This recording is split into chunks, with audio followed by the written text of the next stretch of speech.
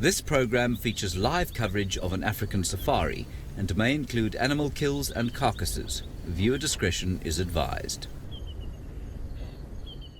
Good afternoon and a very warm welcome to Windsor Woods Elementary from Virginia, as well as the Bridges from Canada, especially from the Milton, Oakville, Burlington and Georgetown areas.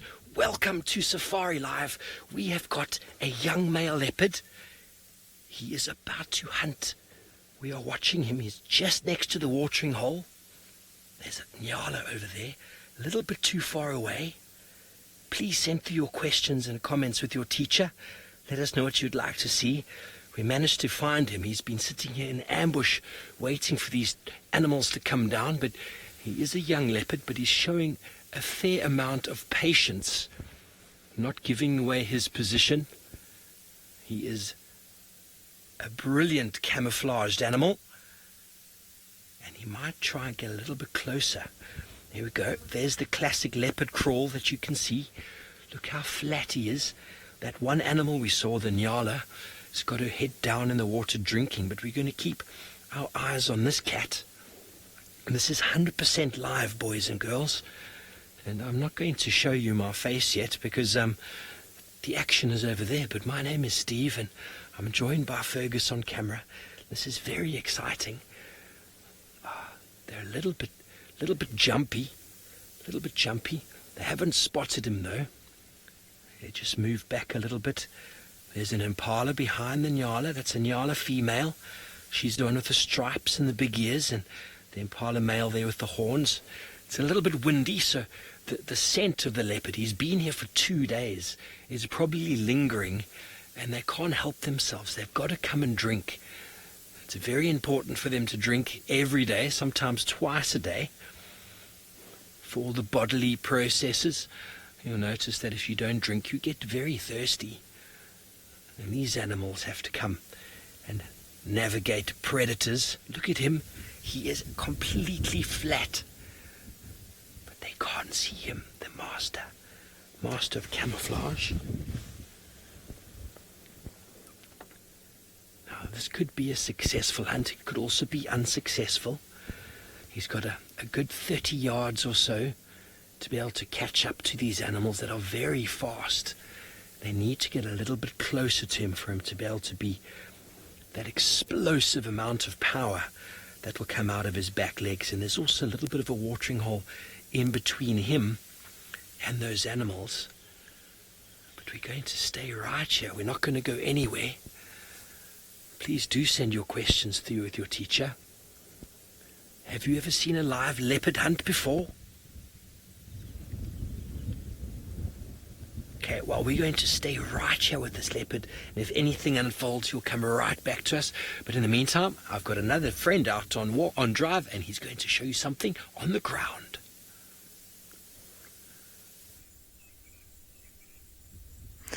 A very, very good afternoon. My name is Sydney and welcome to the beginning of the game drive. I am not traveling alone this afternoon. I am with Seb. Seb is my photographer. I am right now at the western side of Juma Game Reserve, and my plan this afternoon is to try and see some of the big animals. Already I have got one interesting sign here. On the ground, I have some dropping, black in color, similar to the cow dung. This is from the buffalo. Let me just try and check if this buffalo dropping is fresh. Oh yes, this is very, very much fresh. It's not warm. It's the droppings that has been left behind this morning. So what do these buffalo eat? They eat grass.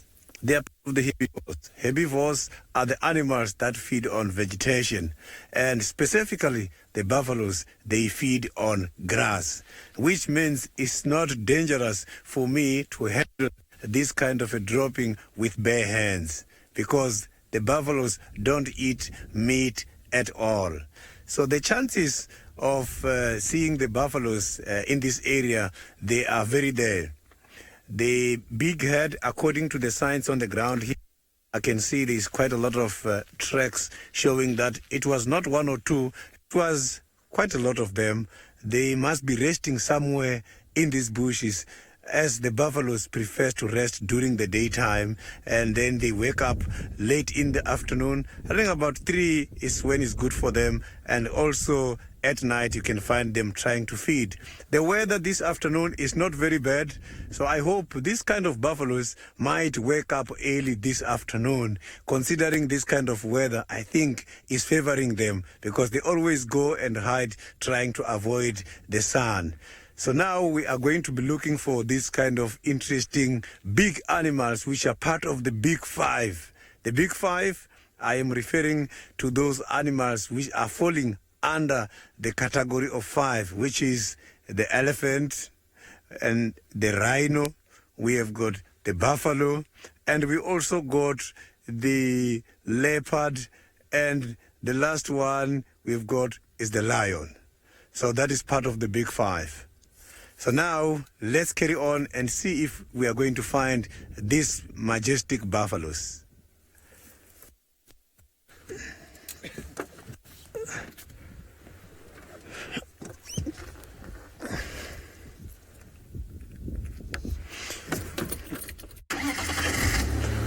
The weather is not bad, eh?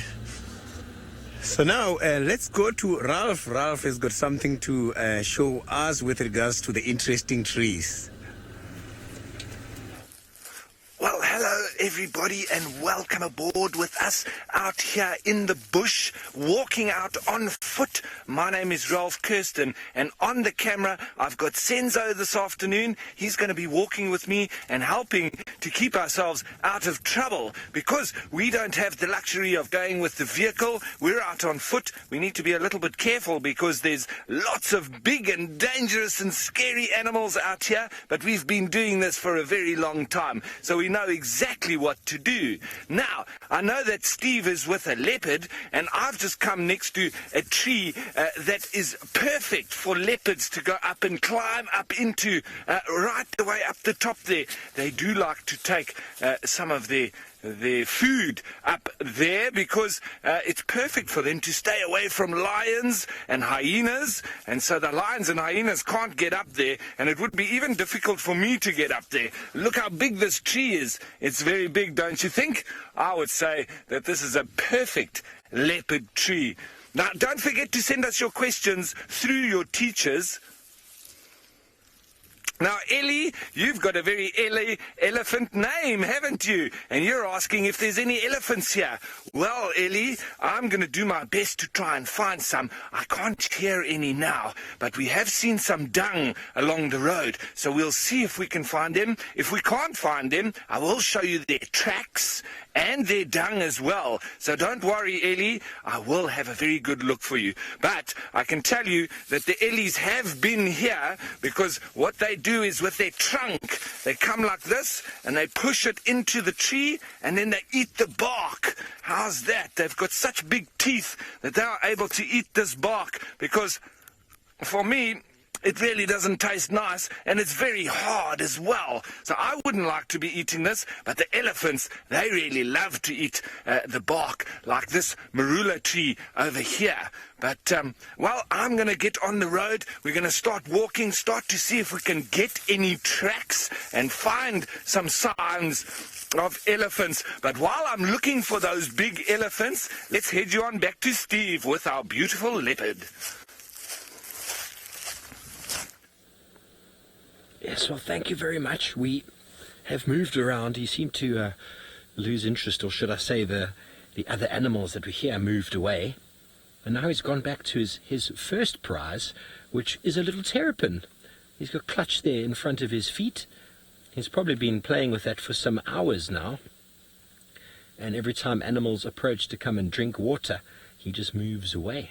Now, the terrapin is very similar to a tortoise, except it lives in the water. And it's not a turtle, because it's able to take its head and legs back inside. Hello, Zachary. You want to know how fast a leopard can run? At a charging speed, a leopard can run about 45 or so miles an hour. That's pretty quick, but that's probably over about 20 yards, 30 yards, maybe 40 yards at the most. They won't go They won't go at that speed much further than that. That's why before I was talking about the camouflage, and they need to get as close as they possibly can, and then they launch themselves very, very quickly, and hopefully with their very sharp claws are able to catch on to the fur and skin of an animal. But if they're further away than that, then they don't have much chance. He's very interested. He's looking all over the place. Hello, Sarah. You want to know if they hunt in packs? No, leopards are solitary animals. Sometimes you might find more than one together, but that's normally mum with her cubs. And every now and again in the area we work in, we see some strange behavior where we see a female and a male and another female feeding off of a carcass, but they didn't help each other do that. What happens is the bigger, stronger ones will come and steal it from the smaller ones. It's the part of what happens in nature. Bigger predators will always steal from the smaller predators, and the males are much bigger than the females. Oh, here we go. Hard work hanging out by the watering hole all day. Gave us a beautiful little cat yawn there. Hello, Eva. You want to know how long it takes for a leopard to climb a tree? Well, a very skilled leopard can climb a tree in seconds, and it also really depends on the size of the tree. But when they are younger, they take a little bit more practice, getting used to it. But what a leopard can do, you saw that Nyala and that Impala earlier, it weighs more than the animal does, and they can actually take that up a tree. They are extremely powerful. And it only takes them moments, almost like if you don't see it, it happens, and a completely blur of the eye, up the tree they go. So very, very successful climbing in the tree, and they take animals up the tree so as to avoid bigger animals like lions and hyenas coming along and stealing them.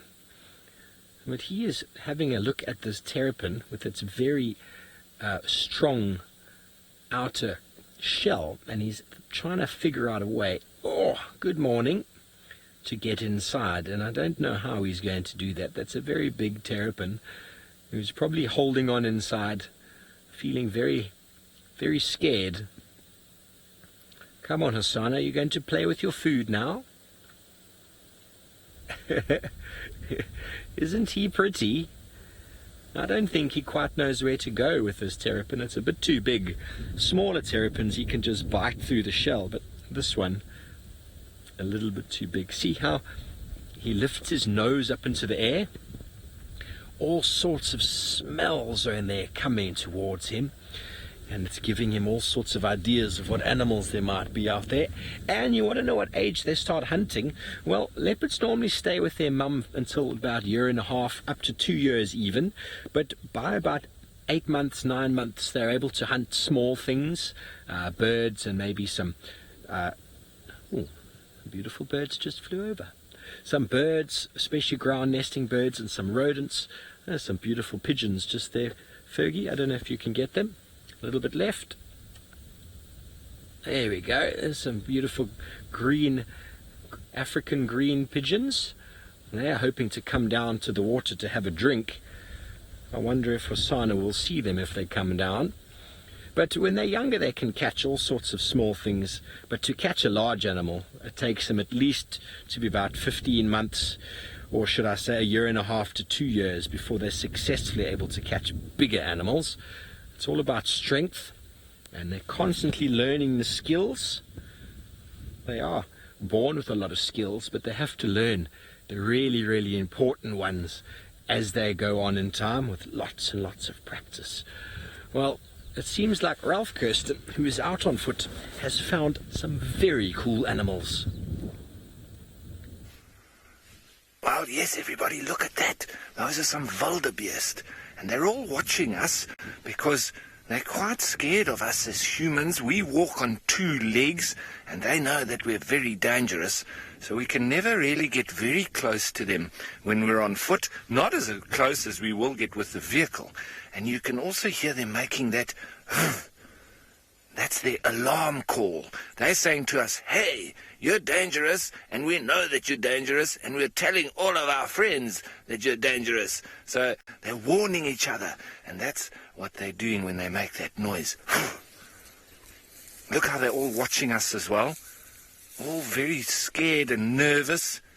They think that we might be like a leopard or a lion that's going to come and eat them. So they do need to be very careful. But they also like walking on the road a little bit. That's why we've been walking on the road. It's much easier to walk on the gravel road here than it is to walk off in the bush. So sometimes they walk like that, and then they go off into the bush to go and eat some grass, because wildebeest, that's what they eat. They'll eat grass. They're very much like the zebras as well. Zebras also eat lots of grass. They're not like elephants that would eat branches as well. Now, I would say the easiest animal to find is probably an impala, because there are so many of them. But now I haven't found any impala yet today. This is the first real animals that we found. But normally, what the easiest animal to find is birds, because they're flying all over the place, and we can always see some birds. But it's difficult for us to show you them, because they're always flying away just before we show you. So it's always... Now, Jamie, you want to know what the most difficult animal to find is. Well, sometimes it's those predators like the leopard and lions, but for me, I would say a honey badger. He's the most difficult animal to find, and also one of the coolest. He's black and white, and he's not scared of anything, except for us when we come with a vehicle or we walk on foot, and then they run away from us. But they aren't even scared of lions. Imagine that, a little animal that's black and white, not even scared of a lion. And when you look at these big animals, they're probably about 10 times the size of a little honey badger, and they're even scared of us. They're scared of the honey badger, they're scared of everything. Are these wildebeest? All right, I think we're going to walk up the road a little bit and see if we can find some elephants for Ellie. And while we're doing that, I'm going to head you back to my good friend Sydney.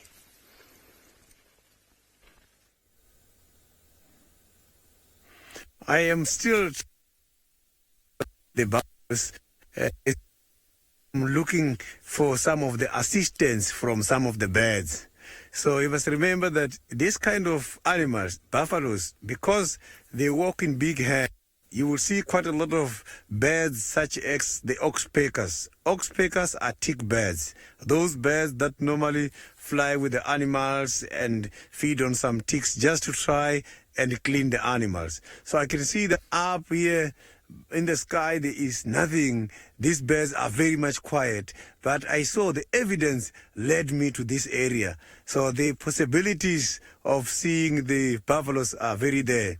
However, I have got something very interesting to share with you this morning. This afternoon, this is one of the very interesting tool where, while staying in the bush, this is one of those trees that we use in order to brush the teeth. But because during the olden days, remember, we did not have knives, we did not have pangas to cut these things, so everything was just happening like this. What you do here is you come and then you take off the bark, and you must chew it here a little bit. It's not bad, the taste is not bad. And then you can then use it like this just to brush the teeth. It's very healthy to do so, make use of this branch. This kind of a tree is even medicinal, used for other various purposes. So it's a tree which is recommended. You can use it in order to make a toothbrush. So I'm just going to now move around here and try to follow the tracks. I saw the tracks went down this way. So because the tracks went down this way, I'm going to now drive around and find a link road coming down here. Hopefully, I'm going to find buffaloes somewhere deep in these thick bushes.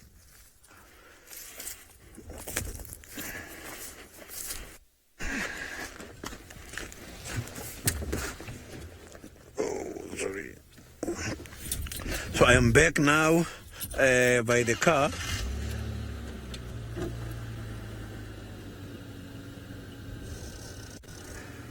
I have got a question from Sarah. I'm too sure in terms of the percentage of the buffaloes, the amount of a day, but I spend much time feeding also during the night because they've got that very big body, and the big body requires a lot of energy in order to push them. So I'm still have got to investigate the exact percentage of the amount of food eaten by the buffaloes on daily basis.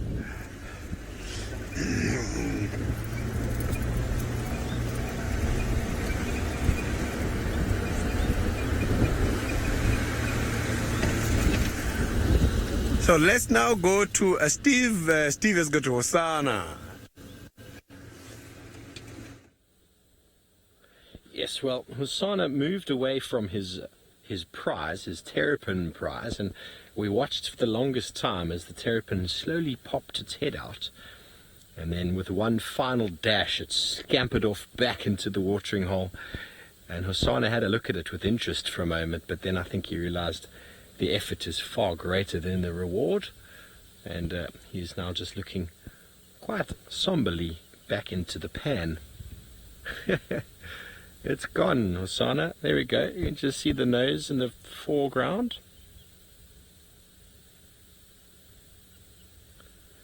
Mrs. Long, yes.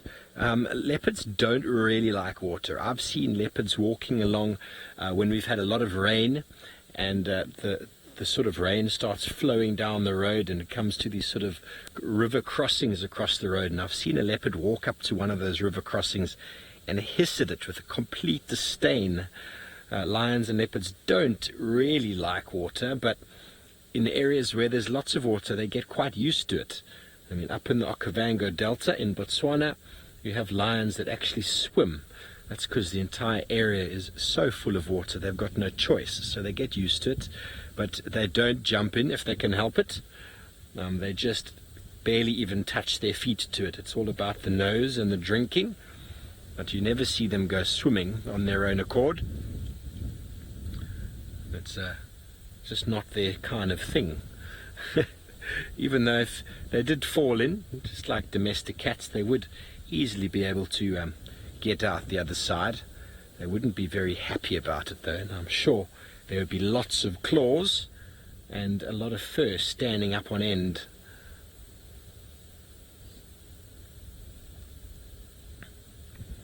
Okay, well, we were looking for him earlier, and we found him using this very special heat-sensing camera. It's like something out of the movies, isn't it? And you can see how warm his body is.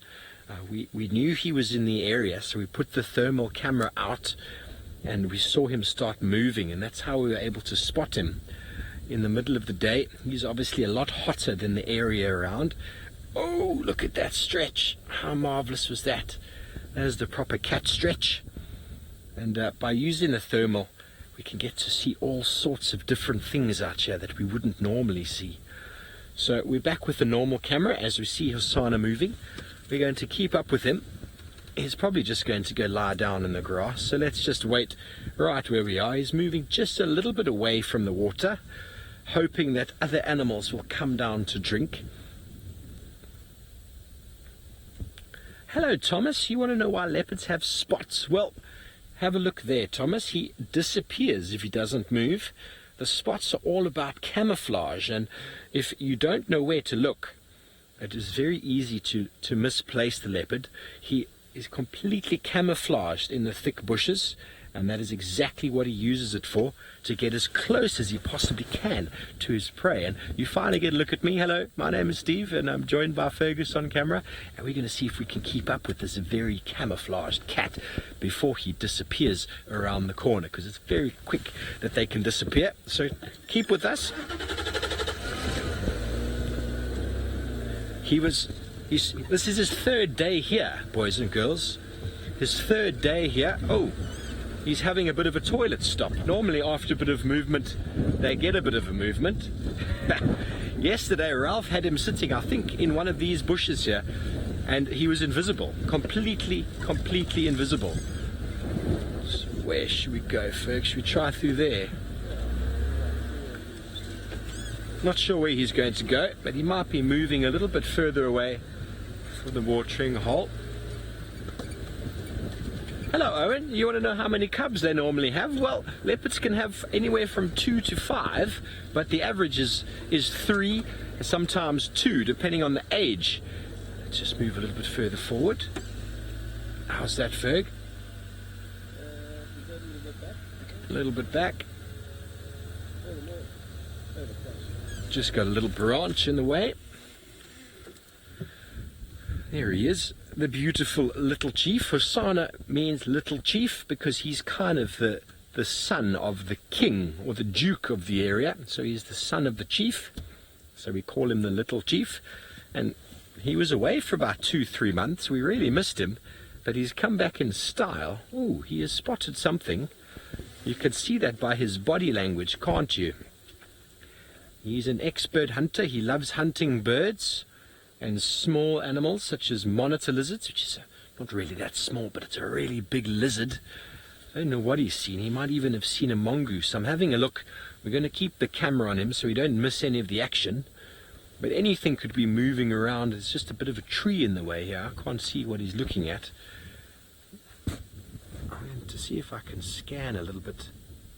I don't know what he's spotted, but it's very obvious by his facial expressions, isn't it? Hello, Kelly. Well, male and female leopards, you want to know who does most of the hunting? They're solitary, so they spend a lot of time on their own, so they both hunt just as much. But what does happen is the males will come along and steal from the females because they're much bigger. Oh, is that branch still in the way, Ferg? Should I move back a touch? Because they're much bigger, they can steal the food, but they'll both catch equal amount of food, purely because they both get just as hungry, and they are very, very good at hunting. But even though they are so camouflaged and such good hunters, he's getting annoyed by flies. Can you see that? Lots of flies out here, and when you smell as bad as a leopard does, the flies get attracted to you because they hunt, they eat meat. They don't have the same sort of face and hand wash that we have. You know, once you've had a lot of meat, maybe spare ribs or something, you get it all over your fingers and all over your face, and you need to go and wash. Now, leopards aren't able to do that, so that smell stays. That's the smell that the animals are smelling, the smell of death, and the flies quite like it. Hello, young lad. What have you spotted in the long grass there? Can you see by his body language that he's definitely showing us that something is of interest there, but it might be just a little bit out of reach. I still haven't seen it. As soon as I do, I'll let you know what he's looking at.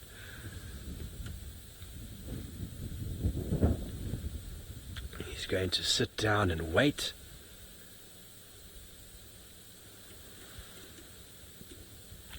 Hello, Sam. You want to know the biggest thing a leopard will eat by itself? Well, we've seen leopards with young giraffe.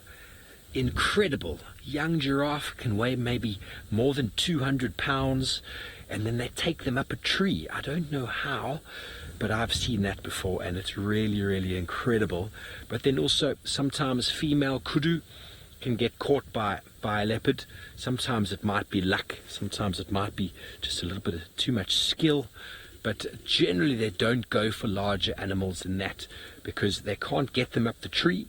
And by the time the night comes, the hyena will definitely find the smell and they will lose them. So they generally like much smaller animals, Nyala, Impala, Duiker, all these small antelope that we get. And because they can take them up the tree and feed on them for days and days. Sometimes he actually caught a young Duiker 2 days ago at this exact watering hole at night, and he sat up in the tree feeding on it until there was nothing left. But he hasn't left. He is still here, and I have a feeling when you come back he'll be right there as well. And seems like Ralph has found one of the most magnificent creatures in the area. Well, Steve is absolutely right. And what I'm standing next to here is actually alive. It just looks like it might be some soil, but it has been made by some termites. Now, I want Senzo to show you guys very closely here. You can see all these tiny little pieces of sand and stones that have been brought in here. These are the termites, and that's how they would have built this piece by piece.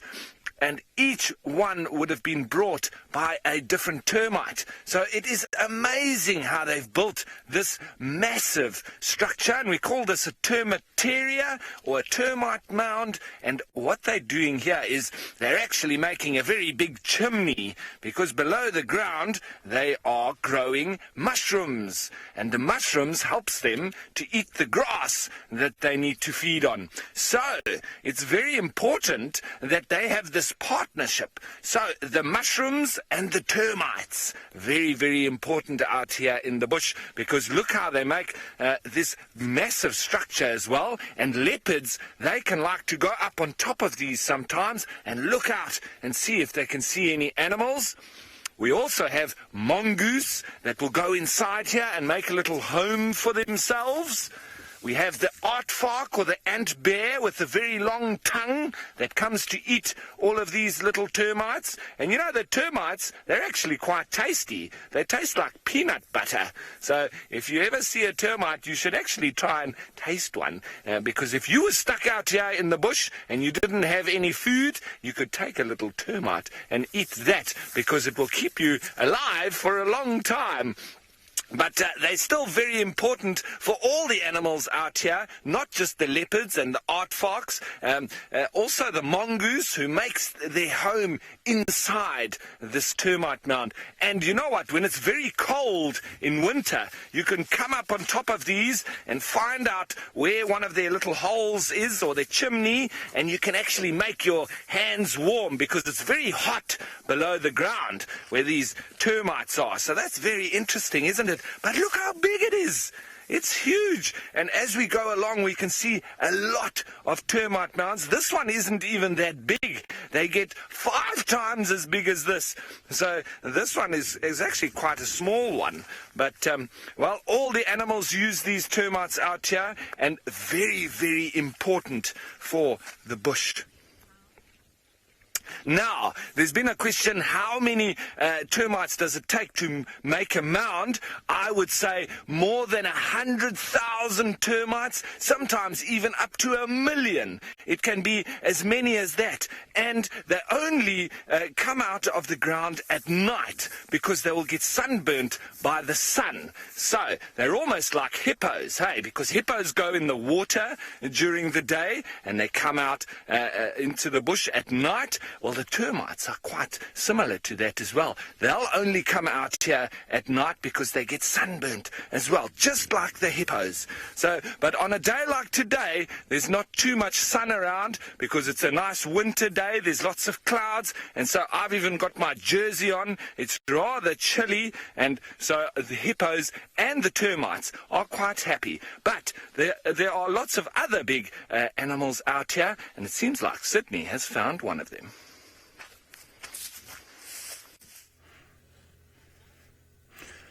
It was not an easy exercise tracking these buffaloes this afternoon, because I can see that a lot of the birds that were supposed to inform me about the presence of these buffaloes here, they are right here on these buffaloes. They are not flying around.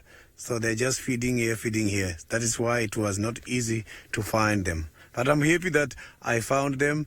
And this is now my second sighting of the buffaloes here in Juma Game Reserve. The first sighting, it was early this morning while I was out on a guided walk. As I indicated when I've started, the buffaloes, they prefer to rest during the daytime. But if the weather is favorable for them to wake up and feed, this is what they do. Normally, they wake up running about 3:30 onwards. That is when they are becoming very active. But considering the activities they've been doing here since they've arrived, I can see that they have been feeding here for quite a long time.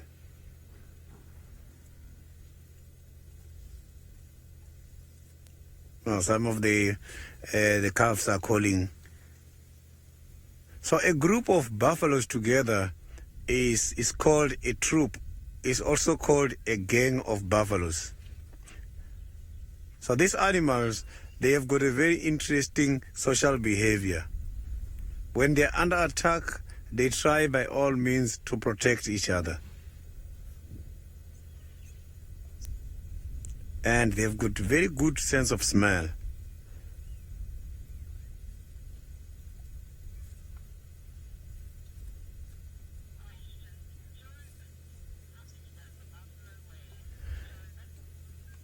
The buffaloes, they can weigh up to 500 to 800, sometimes over a ton.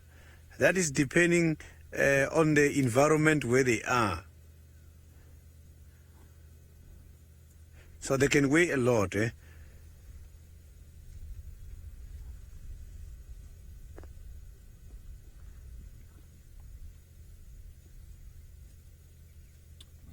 So, can you maybe drive in there a bit?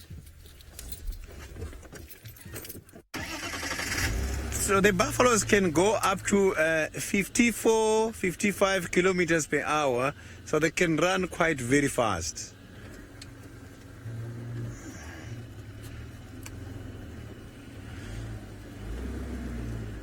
So I just want to try and see if we can have a better visual.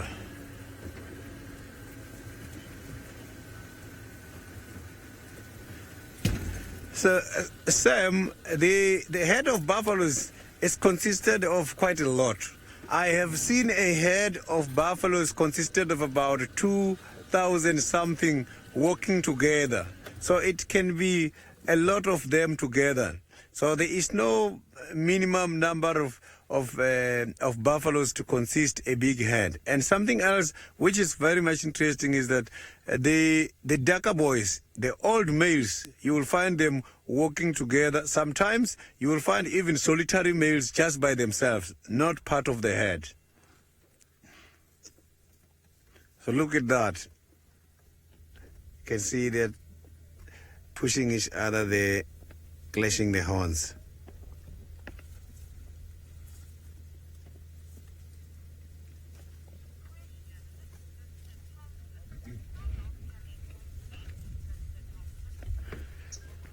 Mr. Thompson, I am not too sure in terms of the size of their horns, but they can grow, they can become very wide. Especially the males. The horns for the males can grow very wide.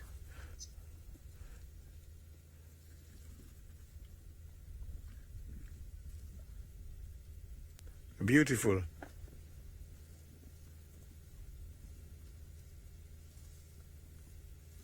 So the buffaloes, they are ruminants.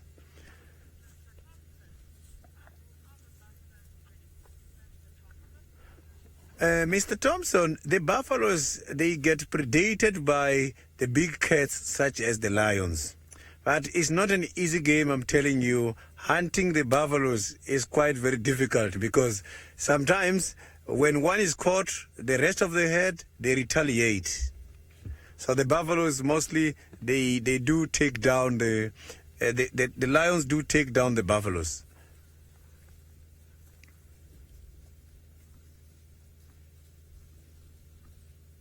So these animals, they wake up this time and they collect quite a lot of food. They don't digest this food now as they're eating. They will find time, they will have spare time, they will relax and then chew some cud. Again, they are going to eat the very same food that they have ingested this afternoon. They will eat it during the night.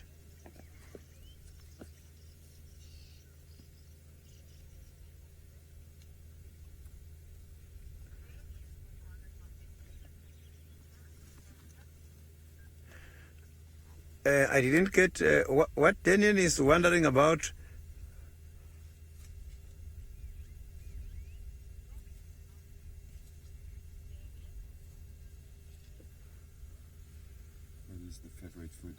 So the buffaloes, the favorite food for the buffaloes is the grass, the thatch grass. They prefer too much the thatch grass because it's very much nutritious and it's very much sweet.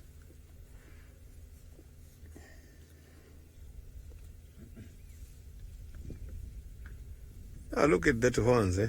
That is very big.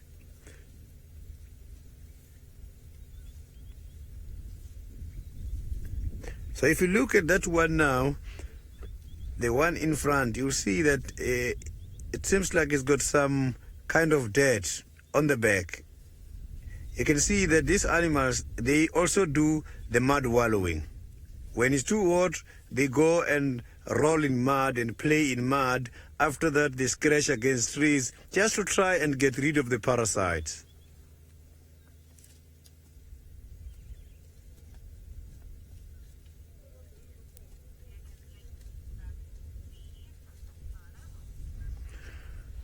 Let's now go back to Steve with Hosanna and see if maybe there is some other things taking place there by that sighting.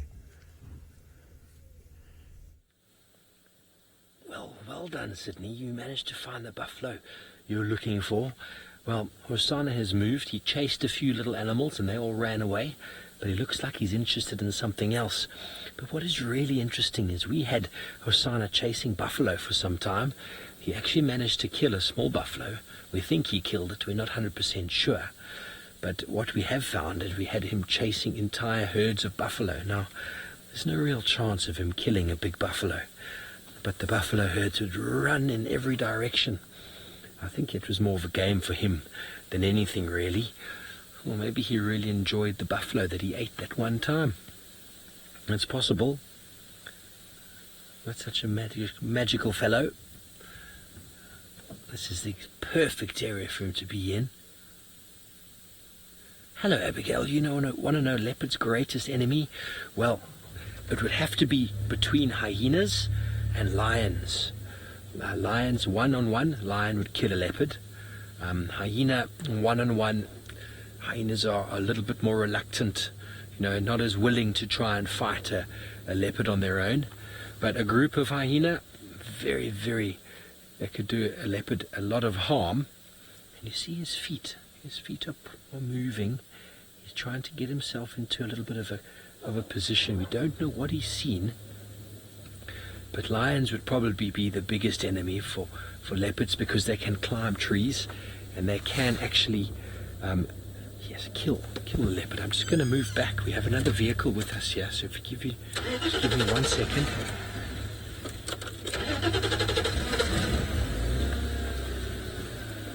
Okay there, Ferg.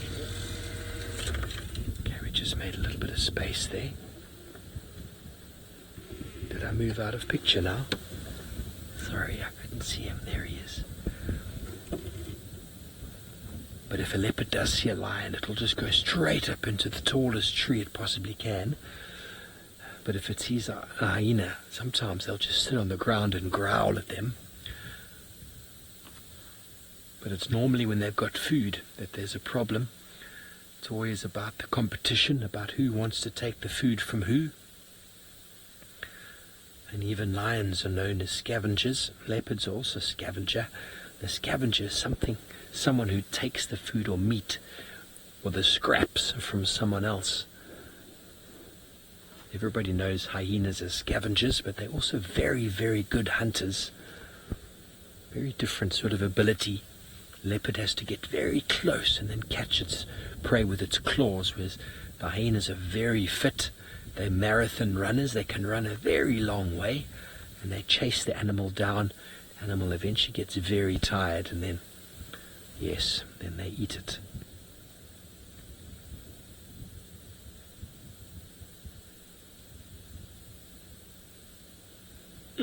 TJ, you want to know what the bite force is of a leopard, and I'll be honest with you, I have absolutely no idea.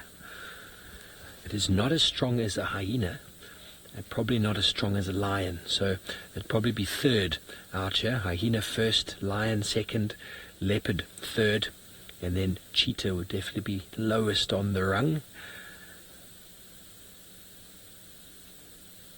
So I'm sorry, I don't know. Do you have any idea the bite force of a cheetah, of a leopard, Ferg? No? Fergus doesn't know. I'm going to have to look that up for you.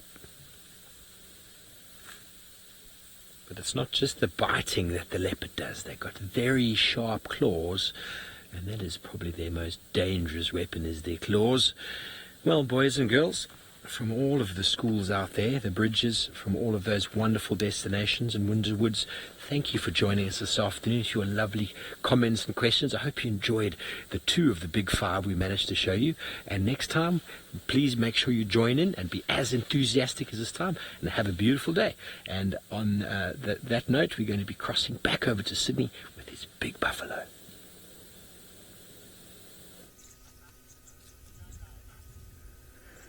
A very, very good afternoon again, and my name is Sydney. I am going to be with you this afternoon, and I am not traveling alone this afternoon. I am with Seb, my photographer. We are both going to be with you. Already we are very lucky where I am. My plan this afternoon was to go around and see if I can find some buffaloes, and I have already got them. For your questions and comments, you can follow us on Twitter, #SafariLive, and also on YouTube chat stream. Look at that. This is one of those animals which are very much difficult to find, eh? As I can see, they've got some little babies here.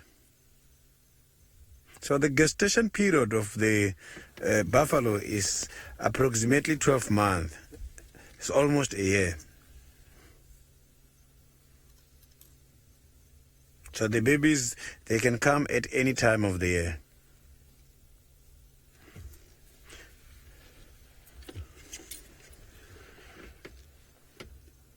So these animals, they don't mind feeding on some of these trees. I can see one of them there has got some of the leaves on his mouth. He's showing that he was feeding on some of the tree leaves here. But I know they are very popular of grazing. I have seen buffaloes eating the mopane trees before, and I was very much surprised because it was the first time, and it was somewhere beginning of 2018. I was in Kruger National Park for a visit, and I was surprised to see them feeding on some of the mopane worms. And that gave me a sign that these animals, when facing challenges in their environment, they can easily adapt and change gears and start to feed on something else for the benefit of their survival.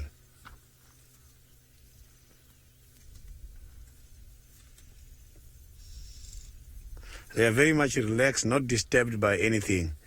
And this morning, I was on a guided walk. In the very same area, I saw 2 fresh tracks of 2 male lions. Buffaloes, they do attract predators such as lions, because if you can check, the lions, they walk in pride, and they always target big animals so that everyone can get satisfied in the pride.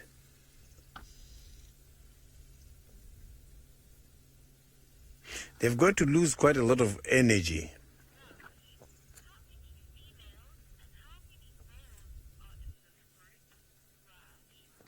Rush is quite a very big herd, and to count is not very easy.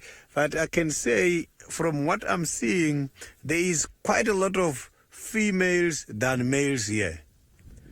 I am seeing quite a lot of females than males.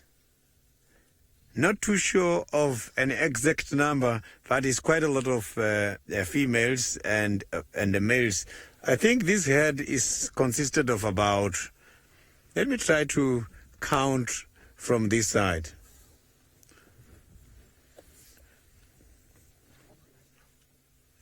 8, 9, 10, 11, 12, 13, 14, 16, 17, 18, 19, 20, 21, 22, 23, 24, 25, 26, 27, 28, 29, 30, 31, 32, 33, 34, 35, 36, 37, 38, 39, 40.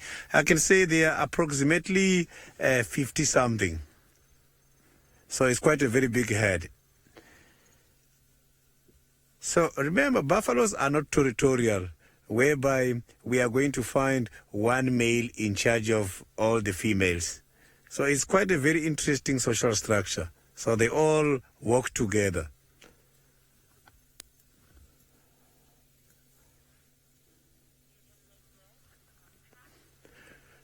Yeah, let's now go to Ralph. Ralph is showing us some tracks on the other side.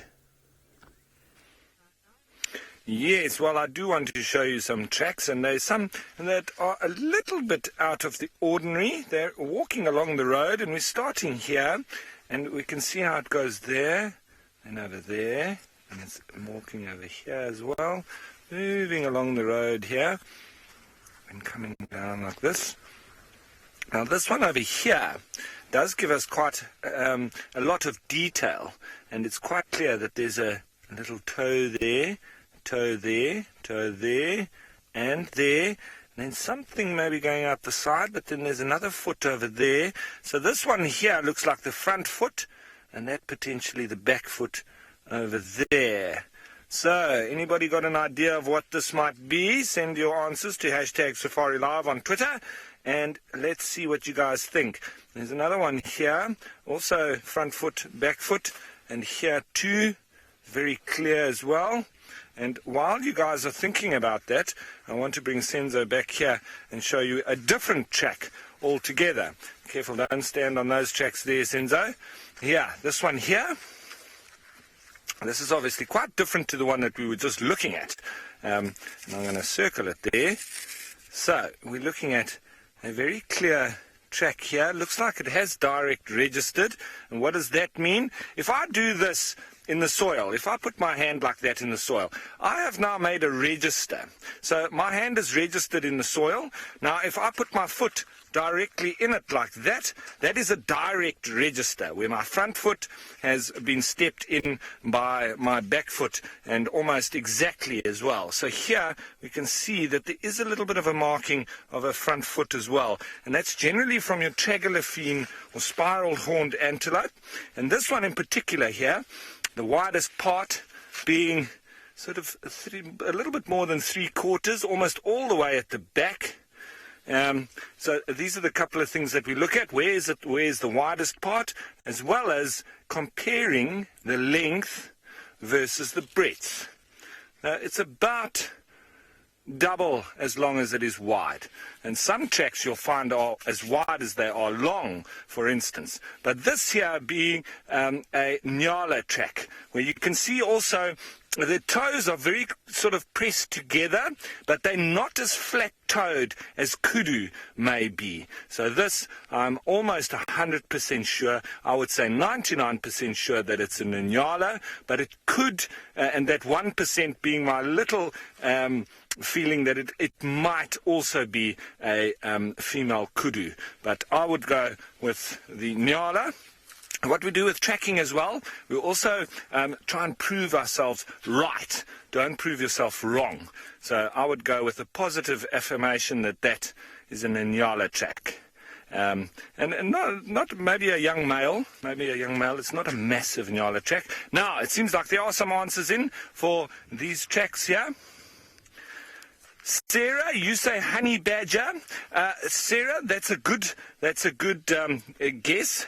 The only thing is with honey badger, they've got 3 very long toes and with nails at the end.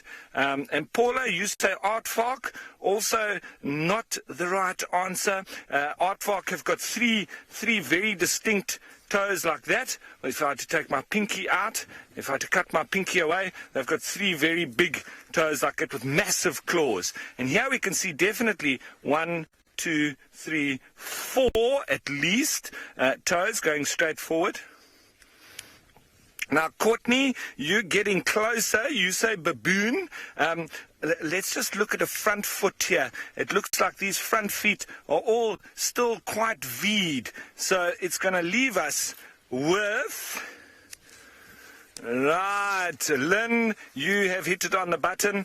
This is indeed vervet monkeys. And what the difference between a front foot of a baboon and a front foot of a monkey? The front foot of a baboon makes a very clear B at the back of the pad, and the vervet makes a very clear V. V for vervet, B for baboon. So this was a little pervert that was walking along the road here, and he left his tracks for us to find. And so that is great. Well done, and thanks for getting involved with that. Let's head you back to Steve following Hosanna.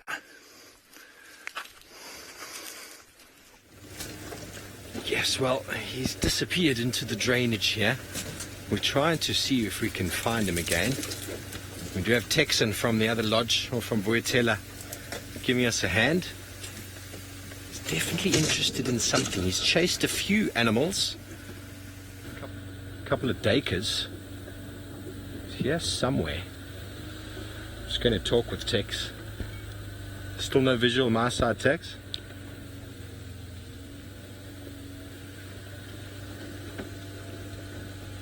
Yeah, last we had him was just here. Could be stalking up on something and we wouldn't even know it.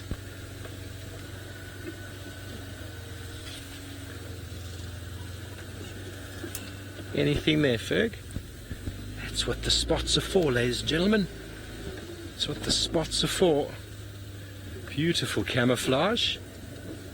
I saw a squirrel just now. I don't think he would mind having a squirrel for breakfast, because it is his breakfast this time of day.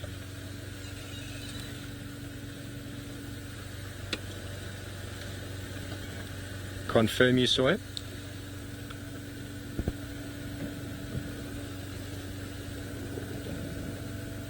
Okay, copied. Here, Fig, here he is. I've got him here. He's just going mobile towards the road. It's just in there. Just in there. Moving through the branches there. You're probably not going to get a good view. I think he might have spotted something. But that's how invisible he is, folks. A little bit up and right of that, Ferg. A little bit more right. I can just see him there. He's motionless. Motionless. What have you spotted, little chief? A little bit more right. A little bit more. I think maybe you're at a very different angle to me. It's just to the right of that branch. And up a bit. Yeah, he's in there. I can see him. Here we go. You can see the spots in the middle of the screen. Oh no, that look like spots. I can see him from where I'm sitting with my binoculars, but I'm obviously at a slightly different angle to you. But he's standing very still, very motionless. I don't really want to move. I'm not going to start the car. I might put the clutch in, see if we roll a little bit. If we roll a little bit, that'll be great. Just get a nice view of him without making any noise. There we go, Ferg, that small branch at the back there. Can you see him just at the base of it? Yeah, okay, so straight down now. Now down and right. Up a bit. Up a little bit. Up, top of the screen. Left. Top left. Look at that. How camouflaged is that, folks? Hey, now that is the element of camouflage that we're always talking about. I'm just going to let Texan know he's coming around. Now Tex is now slowly mobile back towards the road, Twin Dams, if you come around there. That's what's helpful having a friend with a radio, because it means that you can actually move around and still keep sight of the animal, so that if you lose it, because you saw how he disappeared there, incredible how quickly. Joy, you want to know what we think he's interested in? Well, he's chased a couple of duikers. And duiker have got the strategy of they run a short distance and then freeze. And we've seen expert duiker hunter. The duiker run away from her, then they freeze, but then she just moves into the area and starts smelling them, and then she catches them that way by basically just being patient. And I think Osana's learning that trick and that technique. He chased the duiker, ran away from him, but then he stood motionless for the longest time, waiting to see if it's going to move again. I think that is what he's doing now again. The Texan's going to be on the road soon, so we're just going to keep our eyes peeled here to see if he moves. But in the meantime, let's go back to Sydney with his bovids.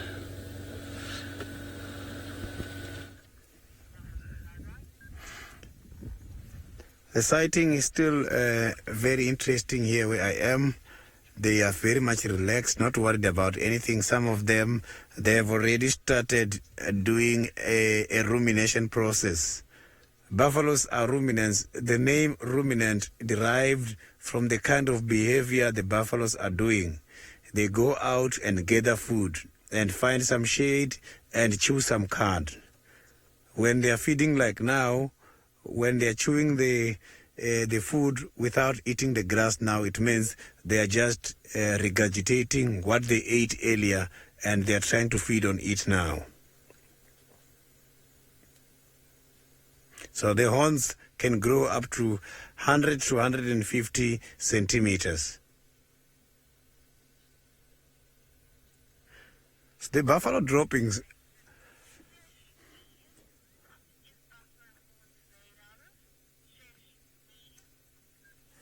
Sheshni, the buffalo horns is made out of the bone and the keratin. So that keratin is very much hard. I know a lot of people, they do get a confusion between a horn and an oxycone. If you look at the giraffes, for an example, what you see on giraffe is not specifically horns. It's something called an oxycone. An oxycone is consisted of a bone and a keratin. Here, what you are seeing now is a bone and a keratin. Oxycone is a bone and a skin.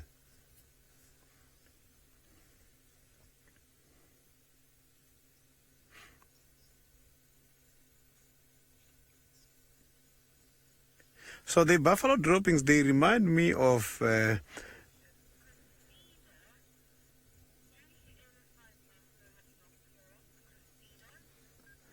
I haven't seen a buffalo like that before. The buffaloes, all of them, you will find them with horns. It's just that the males, they've got big horns, they've got big balls. The females, their horns, they look different.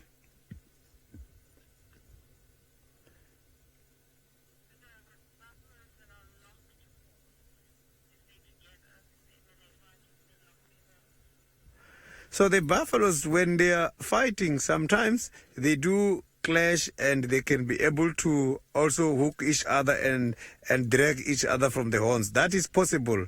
When they are fighting, they just don't care. They just want to click. And sometimes when pushing each other, you will hear the horns, and the horns, when the other one is reversing, other one trying to get more power, they will be just locking every time, but not locking for a long time. They just lock a little bit as they're pushing each other. Unlike the kudus, whereby when the kudus are locked, one of them, chances of losing a horn are very high. So here by the buffaloes, it's very rare.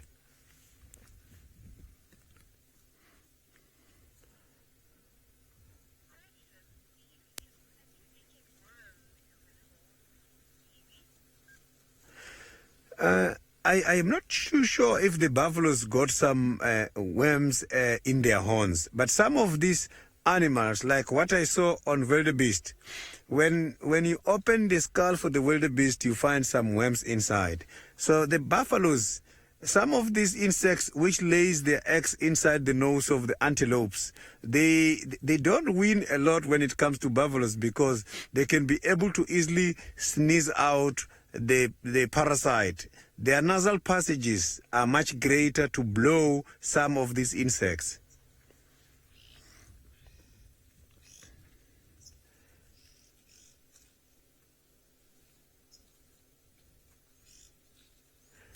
So the droppings for the buffaloes, they are reminding me of the time while I was still very young, because the droppings for buffaloes, they look similar to the droppings of the cows.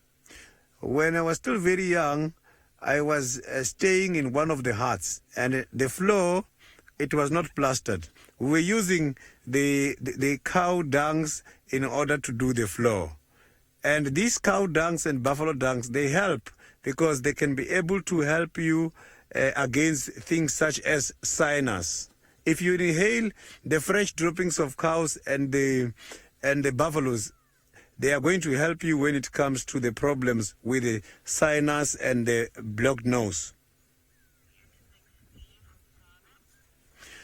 Let's now go to Steve. Steve is still after Hosanna on the other side. He's behind my car. He just came right up to my leg and said, "Hello, Steve." Here he is. He just chased a scrub hare out of the bushes. Sorry about the back of the car. We can't do anything about that. He has decided to walk directly behind us. He's going to go say hello to Phineas there. Give his foot a smell. He's definitely hungry. See how he's moving. He's tried to catch, and he did try a little attempt on a squirrel before. We weren't able to see it, but Texan was watching him. He tried to catch a squirrel. Anything that moves, really, ladies and gentlemen. He walked through the little gully in front of me, and there's an old Impala skull there, and he gave that a whack with his foot. He's such a cool cat. You just see the tip of his tail now. If it wasn't for that, he would be invisible, wouldn't he? Well, he's going to make us earn it this afternoon. He's going back into the drainage. He's chasing a squirrel. What's he chasing? Scrub hare, possibly. Just see him moving in there. Come on, we're going to have to move. I can still see him. He hasn't really made up his mind what he's going to do. You can see Ferg's got him looking down into the drainage. There's all sorts of small animals moving around. We're not really even able to see them ourselves, but with his leopard sensors, they're all popping up for him.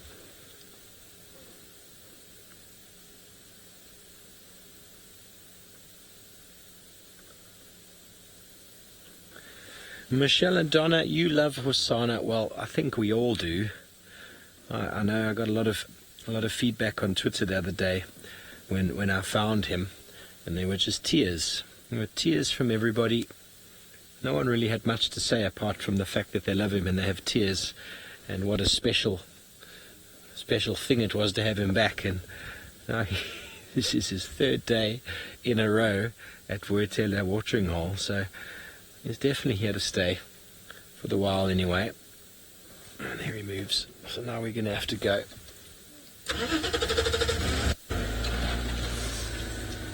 As we try and turn around, try and figure out where exactly he's going. He's really going to give us the runaround. Anyway, Ralph has got a much better view than we do. He's on top of another termite mound.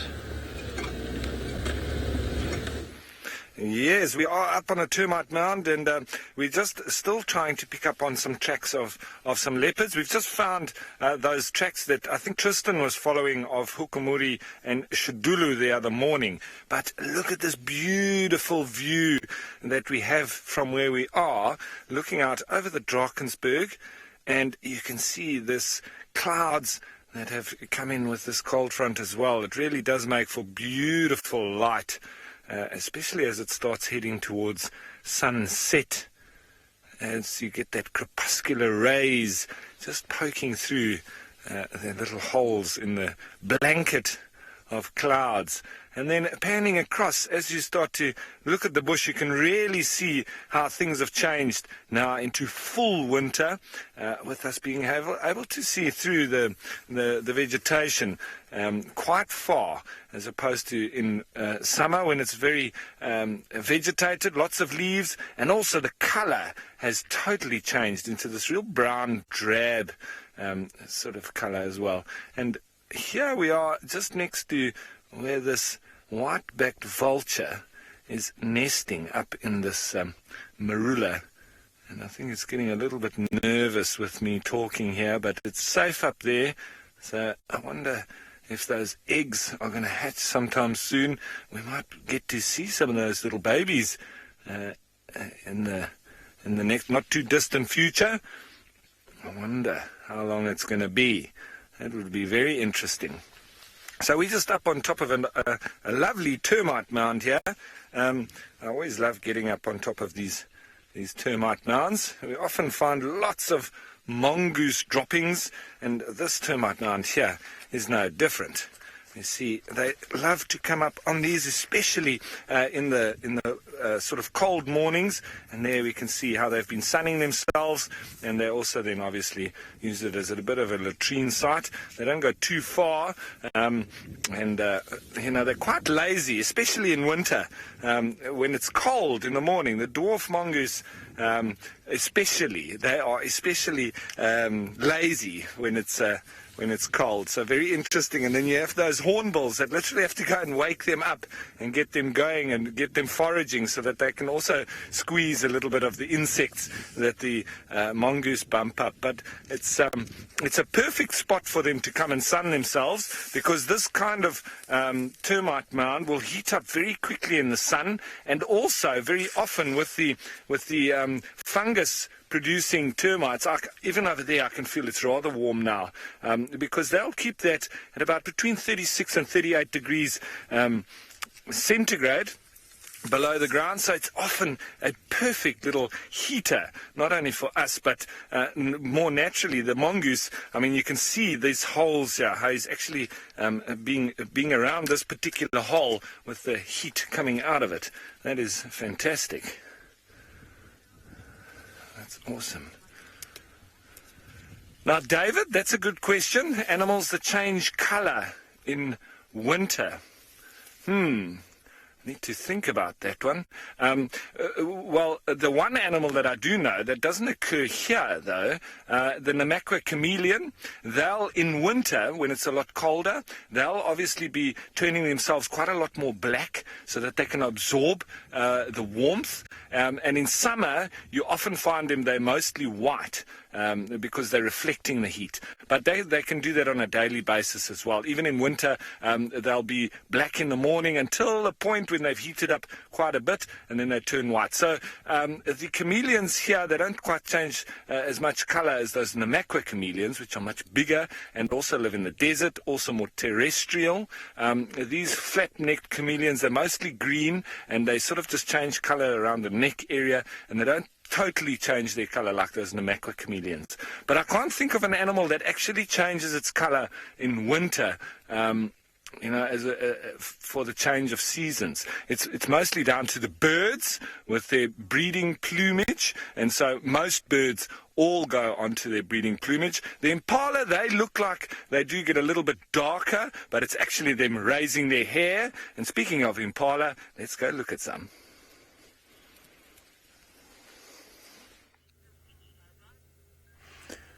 A lovely Impala sighting with the reflection of the sun. The one we are seeing just now, that is the female. So the females, they don't carry horns. Males, they do carry horns. And if you can check there's some males not very far. So the social structure of the Impala is called a harem. A harem is whereby you will have a male in charge of several females. But these males, they've got to collect their females from the beginning of January, but the breeding season starts by May. There you will see them chasing each other, making noises such as You can see they're looking at me. That is called to rat. is where this rutting is coming from. So let's look at the body coloring of these impalas versus the body coloring of the buffaloes that we saw earlier on. Impalas, they've got dark brown on top, they've got light brown on the side, and white on the stomach. You will see the impalas active almost every day during the day because they've got different colors which helps them to adapt harsh temperatures. Harsh temperature, I am referring to adapt the hotness of the sun. If you check the buffaloes, they are just black everywhere. The black color and the brown colors they've got, it absorbs too much heat. And for them to reflect the heat or for them to reduce the amount of heat from the body, they must have to go then and hide deep in the thick bushes so that they can rest there. These ones, they are absorbing and reflecting the heat at the same time. The impalas are very much beautiful. Look at that pupil. So look at the eyes. So their eyes, they are a little bit much larger than the sock. And that gives them a very good wide vision. Look at that. So these animals can be able to see very, very well. So impalas, they're grazers, but they do rarely browse.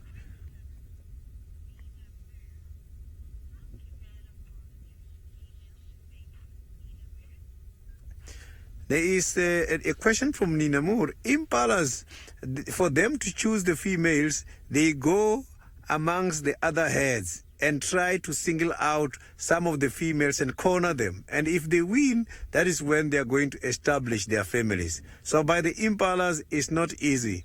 You've got to prove yourself that you are responsible and you'll be able to protect the family.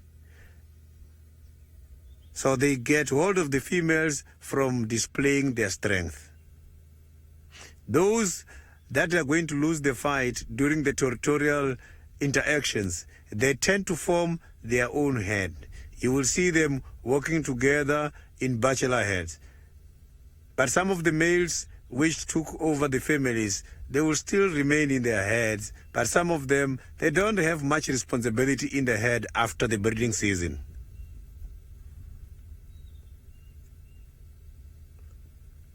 Quite a beautiful animal.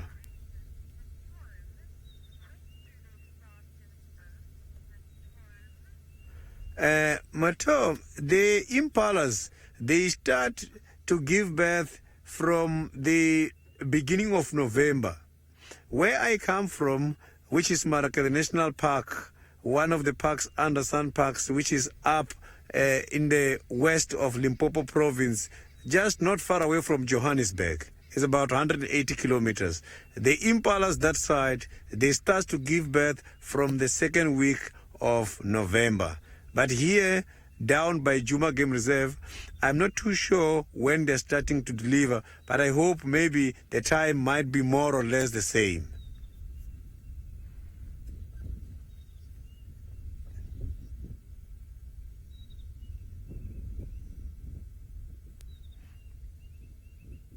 So you can see they're not disturbed by anything.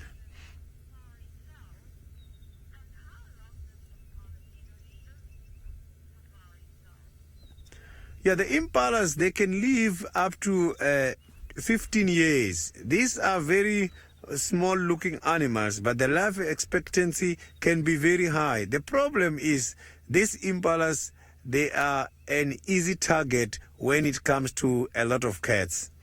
A lot of them don't reach that stage. Predation is too high after the impalas.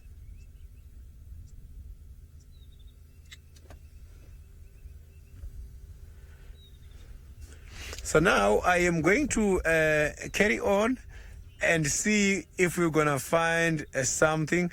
Now we can go to Steve. Maybe Steve has got something where he got Hosanna.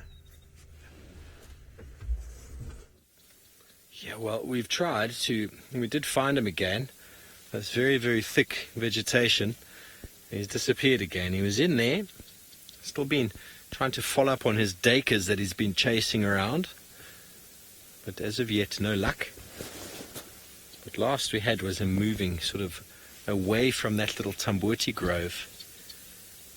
Okay. No, I've got no visual here, Tax. Do you have him?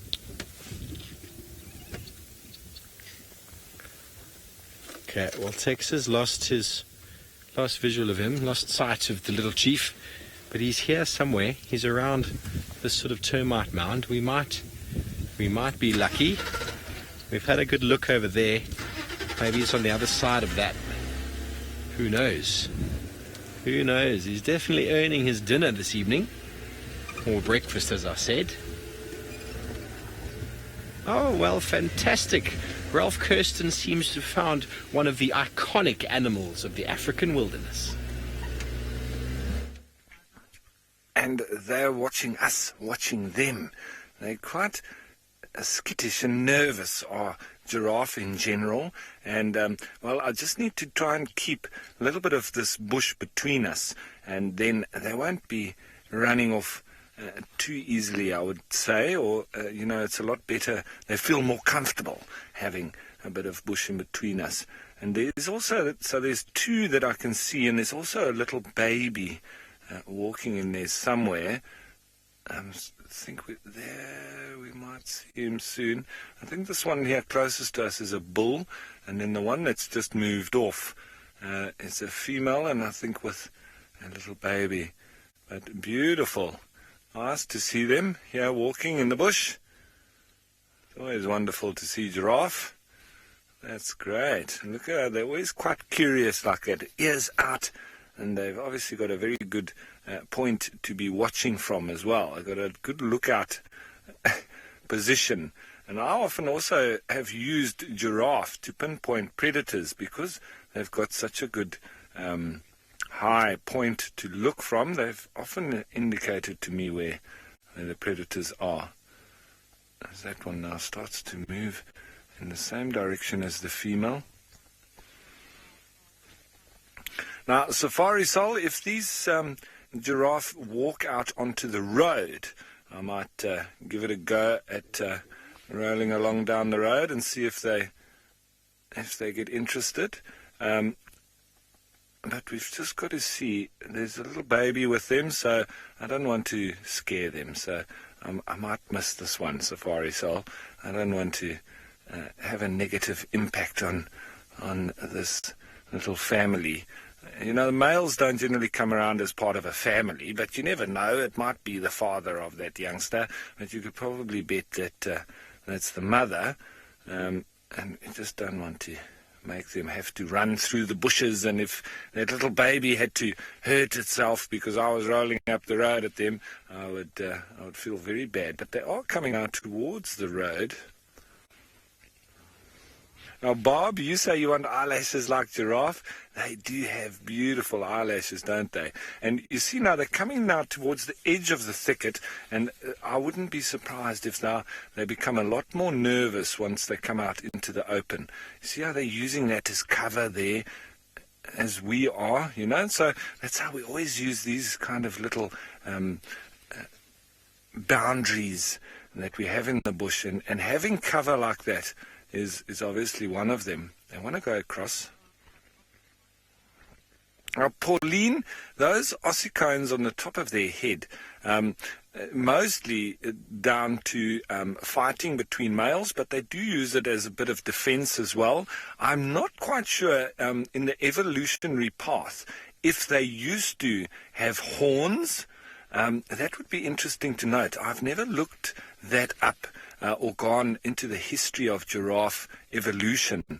Maybe they did have horns at a stage. Look how curious she is. She really wants to know what we are because they want to go across the road, but very, very nervous. And just a head shake with those oxpeckers on the ossicones. So, yes, definitely fighting between males when they headbutt each other, and they can also use it as a club with predators. But I think it's also probably the remnants of horns. I'm not sure on that. I'm just guessing. It might be the remnants of horns, but nonetheless, the female's always having those lovely tufts of hair on the end, and the male's rather bald. Oh, it actually looks like it might be two females. In fact, a nice and light colour as well. They're not very dark, so that means that, as they age, they do get a lot darker. But these have got wonderful markings on them. They're very pretty, but very nervous. Look at their heads. They are very focused on us, and beautiful eyelashes, as you say. They're now really waiting for us. And the little baby, I can just make him out there. Looks like it's having a scratch. And its head comes back up now. And he's also trying to see us through the bushes. He's probably already taller than us. They are really gentle giants, huh? The true definition. And very scared. To the point where I often get quite irritated that they're so scared. And I often think, come on, just man up. But that's just the way of giraffe.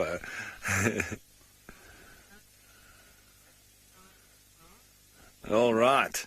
So it seems like these giraffe are not the only ones out there in the bushes.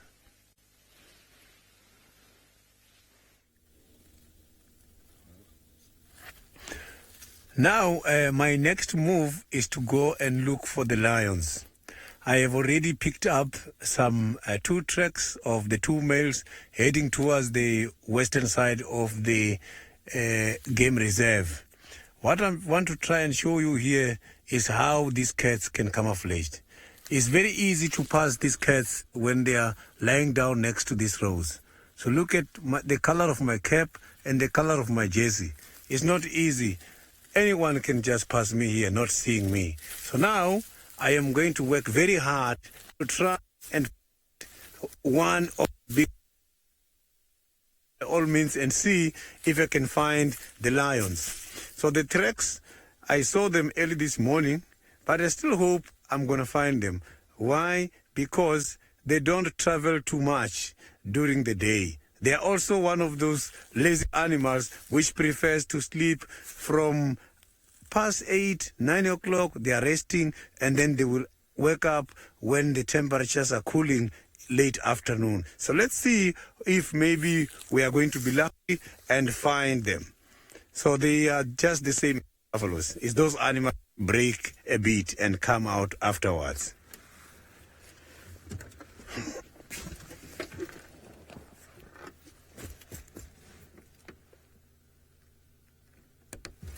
So now let's head towards the western side. So now let's go to Steve. Steve has got Hosanna and see what Hosanna is doing on the other side.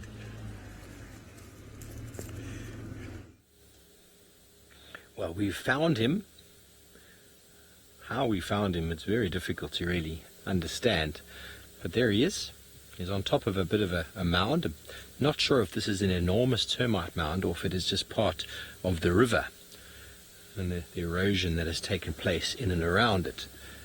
But he's perched on top, very interested in all sorts of sounds and movements, giving him quite a nice bird's eye view, as you will, of the surrounding riverine area. And there he is. He is absolutely gorgeous, isn't he? Now, how we would have found him if we hadn't been following him with 2 vehicles to this point would be near impossible. Near impossible. Even the tracking of the way he's been moving would have been very, very hard. So very fortunate to have found him early on.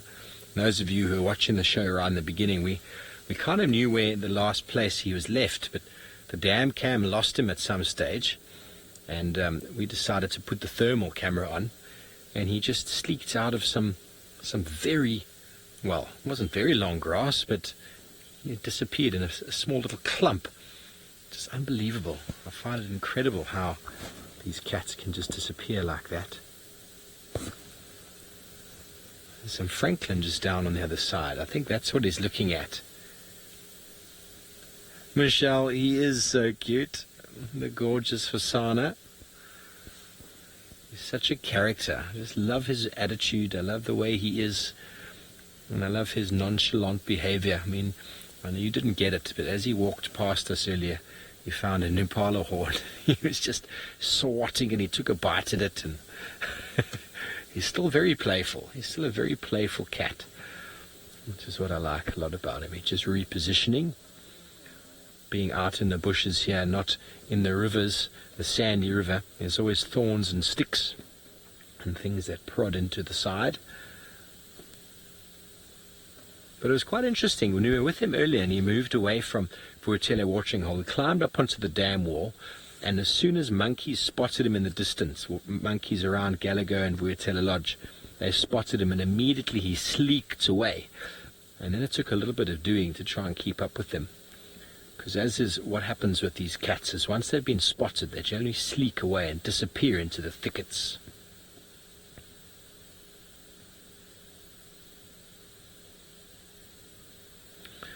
Isabella, between lions and leopards, well, it's very hard to say.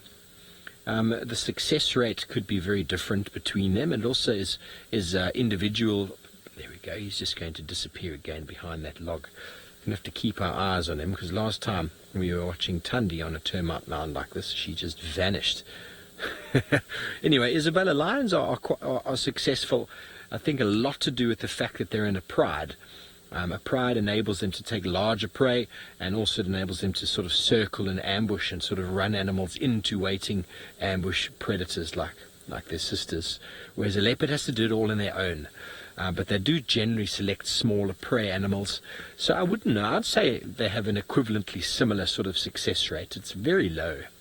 When lions and leopards equivalently hunt at about 20% success rate, but then a lot of that's also got to do with their age and experience. Like I would guess that Tundi's got a better success rate than Hosanna, purely because of her age. She's been around the block a lot longer, as in all societies, in all species, experience does pay a lot. And Hosanna earlier when we were watching him, he just went galloping after a duiker. He didn't have the patience, I suppose, to stalk low and to, it's just one of those things. He'll get better. But I think we're going to have to reposition, because if he disappears from there and you end up spending half an hour or an hour watching that spot, I know you're all going to be very disappointed with us, but it seems like Ralph has managed to get back into view with his very tall giraffe. Well, they haven't moved a terrible amount, and they're still contemplating how they're going to get across this open area. And as you can see, really haven't changed much position. Oh, but this one now going to now come out into the open there. It's going to chance its luck. And it's going to go across the road. There's a little drongo following it. And that is very, very nice. Where that little baby is, here he comes. And if that little baby wasn't around, I would have really, this was the perfect chance to try my little roll. But I'm not going to disturb them with this little baby. It's a very young one. We're going to see it soon. Here it comes. Oh, that is so cute. Wow. Look at that. He's all fluffy and look at that face. Very light in colour as well. Hello. That is very cute.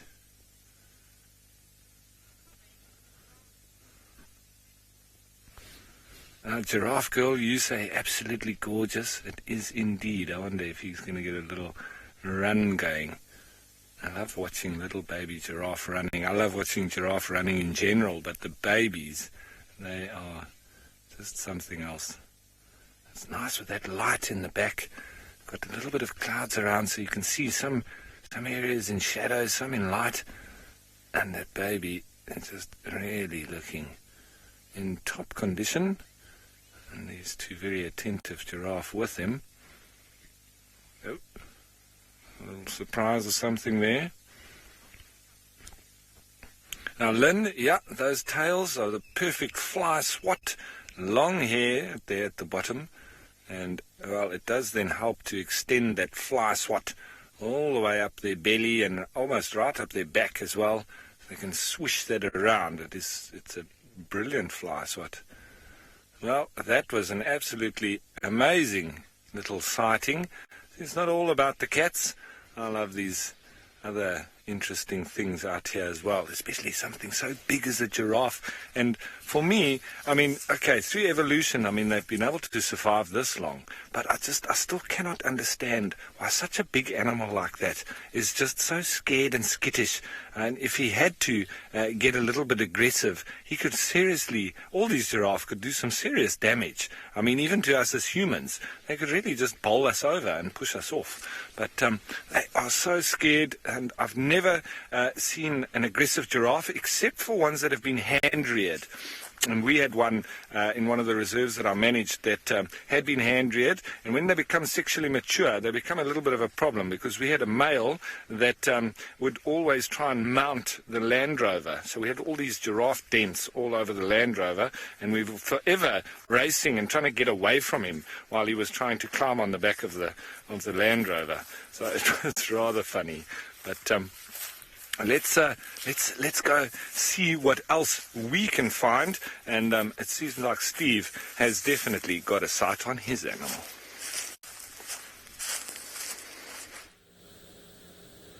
Yes, well, we have moved into a better position, and there we go, the big reveal.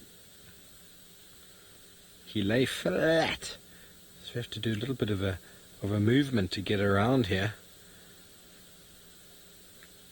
He's trying to find a comfortable spot for his head, but I wonder if in a moment, Megs, if you'd like to go to the thermal, we'd just like to show you something.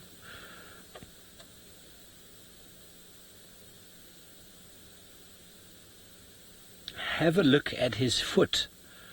So everyone, there's always the talk about how cats get rid of heat through their feet, and there's a very good example of how hot his feet are. It's almost as hot as his nose and his facial area, where he's obviously giving off lots of heat as well. I find that very cool. First time for me seeing it. Obviously the cats we've seen so far have all been walking, but finally Hossan has decided that it's a little bit much for him, and he's having himself a cat nap. Thank you very much, Megs.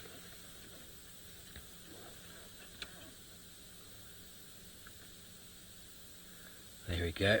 He has gone back to sleep, but his ears are constantly moving, trying to pick up the smallest of sounds in anywhere. He's in a very good area to ambush something that might come past, and he's expended a lot of energy in the last hour and a half that we've been with him. Poor guy, moved a lot, tried to hunt and stalk a lot, but not enough patience. I think he does very well waiting in the watering hole for animals to come a little bit closer. Those of you who maybe saw the dam cam the other night, I watched him hunting that duiker. That was fantastic to see. But I still marvel at how long it actually took the duiker to die. It stopped shouting quite quickly. The squeal stopped quite quickly, but the death throes or the kicks took a very long time to stop. I actually stopped watching, and he eventually hadn't even killed it yet.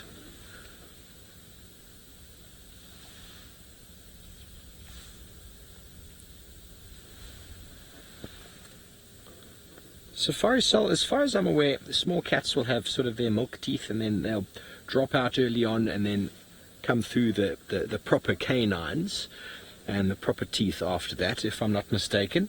And it tends to happen in a lot of small animals, those sort of milk teeth that come through, and they're very soft, and they're not really designed for eating, as the name milk teeth implies.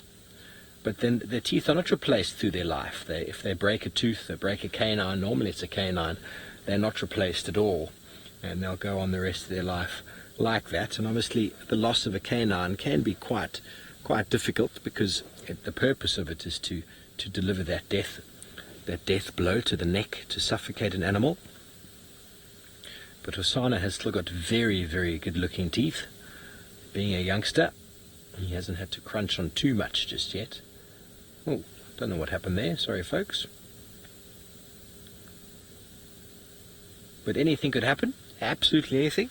He could jump up in any moment to disappear. Bobby, yes, most certainly a big cat would eat a snake. There was a little bit of footage of Tundi trying to kill a black mamba that had killed a snake eagle. There's footage in the past of leopards killing pythons. I've never physically seen it happening, but leopards do attack snakes. I don't know if they like snakes or if they just can't help themselves going for something that is moving, but they're very quick and they're able to catch the body, and once they've bitten a couple bites on the body, the snake ends up losing a lot of its fight, and then they can devour it. But they need to be careful, because some of these very venomous snakes, if they did catch them, they could potentially kill them. I don't think leopards are immune to the very powerful snake venom, like the formidable honey badger that we find around. But he's only sleeping. He has not been bitten by a snake now. He's just taking his cat nap in anticipation for the long afternoon and evening that will be playing itself out in front of him. And it seems like Sydney once again is off the vehicle, showing you some dung.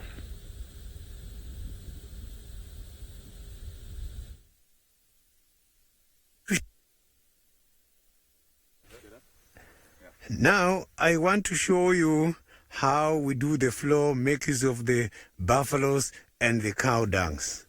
See what I'm going to do. So these are the droppings from the buffalo I've just collected now. I've got some floor, and we put some water on the floor. Take the droppings, and then we mix these droppings with water like this. We mix them like this, and then we come to the floor in the house, and then we have to do this. We have to do this. And this is going to last much longer. To the special days such as Christmas days and New Year, this is what we do in order to make our place look good. You see, the ground is now like this. If tomorrow you are going to the rain is not going to take everything away. You will still see that it has been done here. So after all this, we wait for the sun. And then when the sun comes, we can even make some decoration on top of this. You find we draw the lines, we do this, and then we can even write things. You can see there.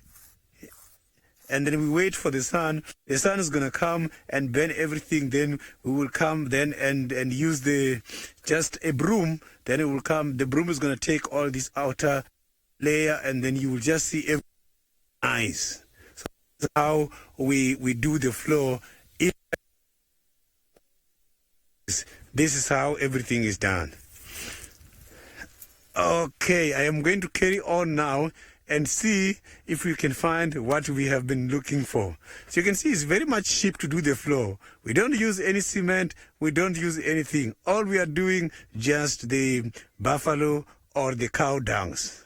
And touching the buffaloes and cow dungs is not a problem. These animals, they are grazers. All they eat is grass. And we again use droppings of both buffaloes as well as cow dungs. We use them in order to chase away the mosquitoes. So we burn it. It's going to burn all night long because it doesn't burn very easily. Now let's see what we are going to find next.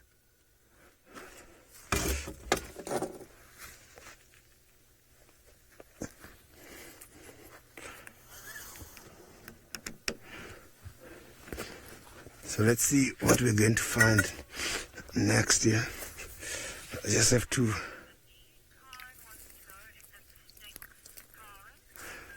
No, it doesn't. Maybe it's because I am used to, because I've been staying in this kind of houses since I was still very young. So, but it doesn't. The smell is not bad. It's not bad at all. And some of the people, they are even making money out of these kind of droppings, the cow dungs. They sell them, and some of the people, they go and buy in order to do these kind of floors. So it doesn't smell very bad, and it doesn't even attract the flies. No, nothing. It's just a neutral smell.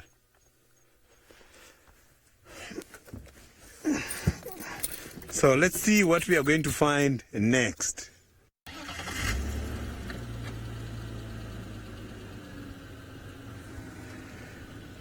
Tony, yes, this is quite good because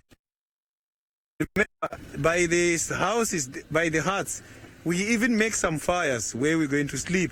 And you find that in the middle there's fires, and then these areas, because it's done by these dungs, then it keeps that warmth.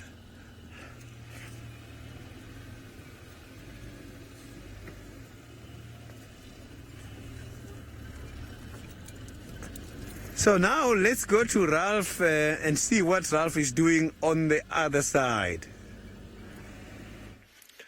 Well, we're coming down the road and we've now spotted some tracks here.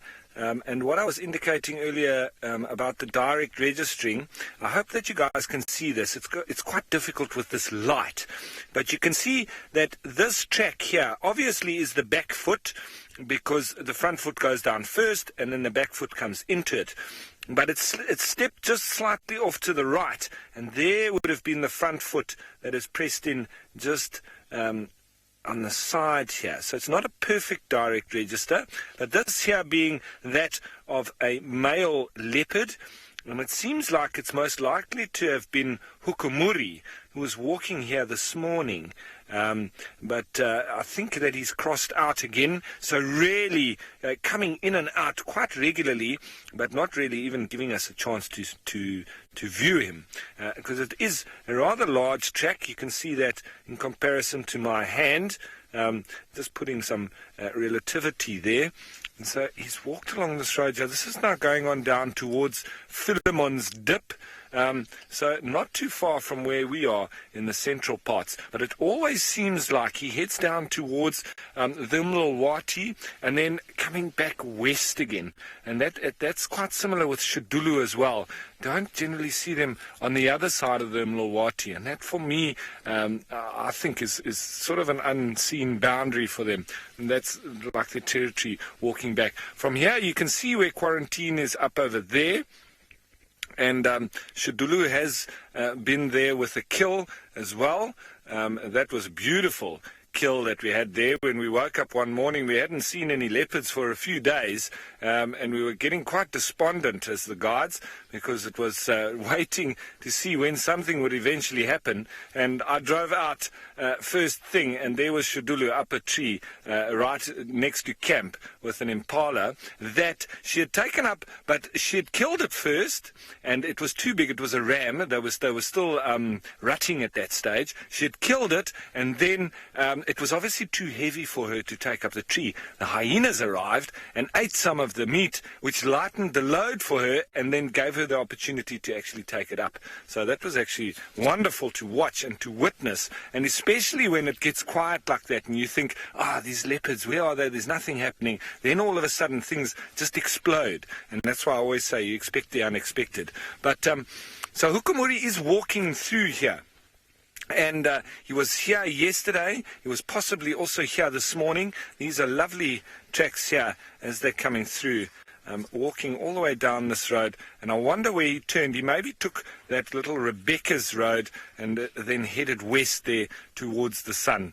And at the moment, it's actually starting to get quite ominous again. The clouds almost seem to be closing up once more.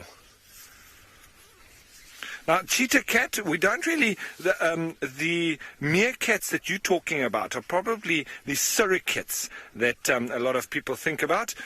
No, we don't particularly get surrogates in this area.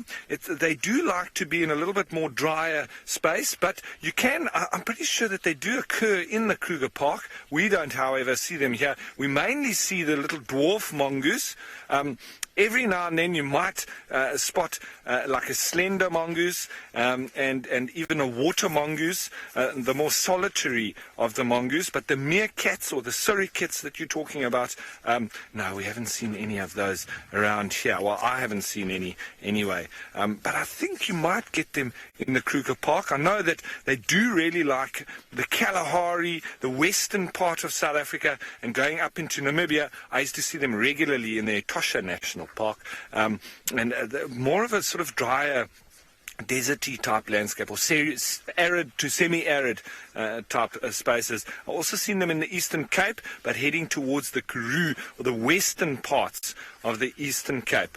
So that's it.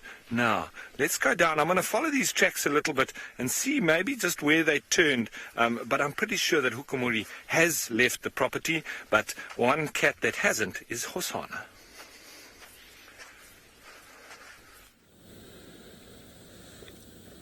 Indeed, he has not left. He might be a little bit sleepy. He's got his chin resting on the log now. He had his head up for a moment as he stared off into the distance, and then we realized that actually his head was on the log. He just repositioned it again, getting a nice little bit of blood flowing back from his head down into his body, into his legs. Nice posture. Can probably only do this for so long.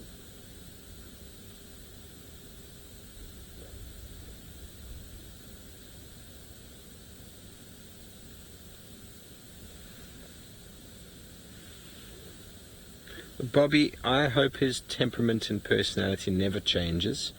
It's really hard to say, but I think once he becomes a territorial male, he might become a little bit more serious. You know, that's what seems to happen with the males when they become territorial. There's no more time for fun and games, but, you know, I don't know. I think he's quite a unique character. I don't think he's ever going to change, but then it'd be nice to watch and see as time goes on.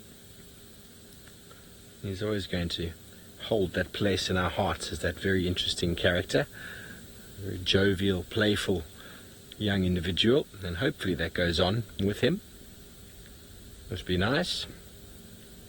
But he's not very serious at the moment. I think that happens to humans as well, you know. A lot of us are very playful and sort of messing around when we're younger, and something finally strikes and we all become very serious in our day-to-day.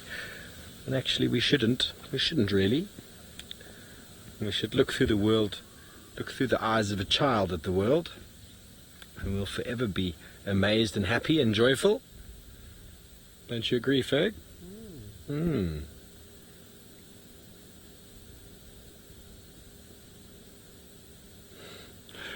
Well, at least he's not a flat cat because his head is up, but he is essentially a flat cat. We could call him that. Very interesting posture, young sir.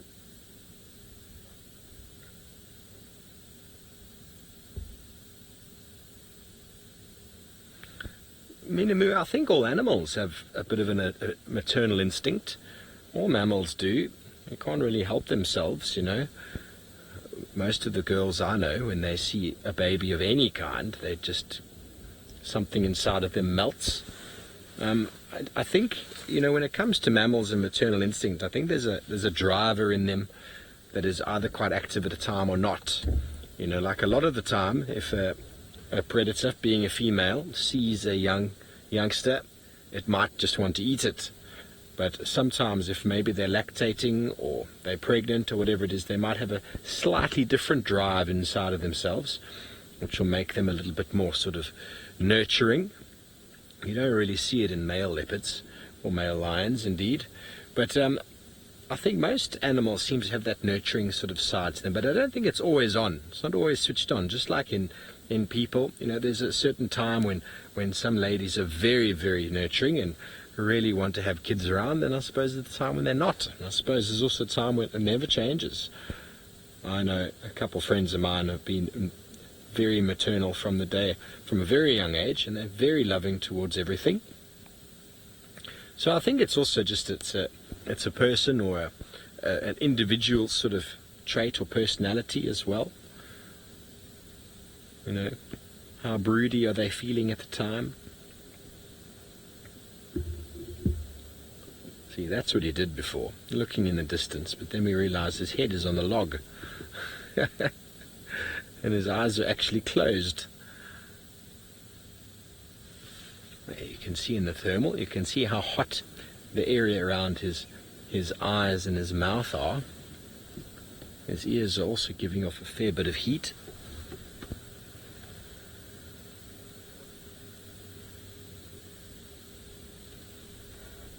And it was interesting when we found him, the top of his nose was actually very blue. I don't know why that was. Maybe he'd been drinking and it had gotten very wet. I'm assuming that's possibly the only sort of idea it could have been. What do you think, Ferg? Yeah. Because we haven't seen that again since. It does look a lot lighter now.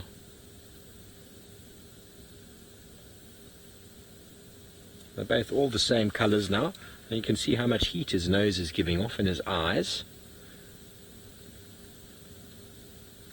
In the inside of his ears. That's probably also why that lots of fur is there to assist in keeping them insulated. Oh, Isabella, yes, the flies have been giving him a very hard time. Poor Hosanna. You know, you seem to, I've always noticed him, my time with him, he's always gotten a little bit annoyed by flies. Tingana doesn't seem to move, what I've seen anyway. Tundi doesn't really seem to get too bothered. I suppose he gets to the point where you just realise, well, it's a losing battle trying to snap these flies up.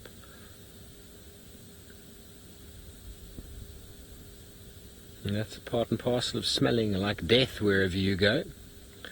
There we go. You can see his ears are down. A little bit annoyed, I suppose, from the flies, but also they are moving left and right.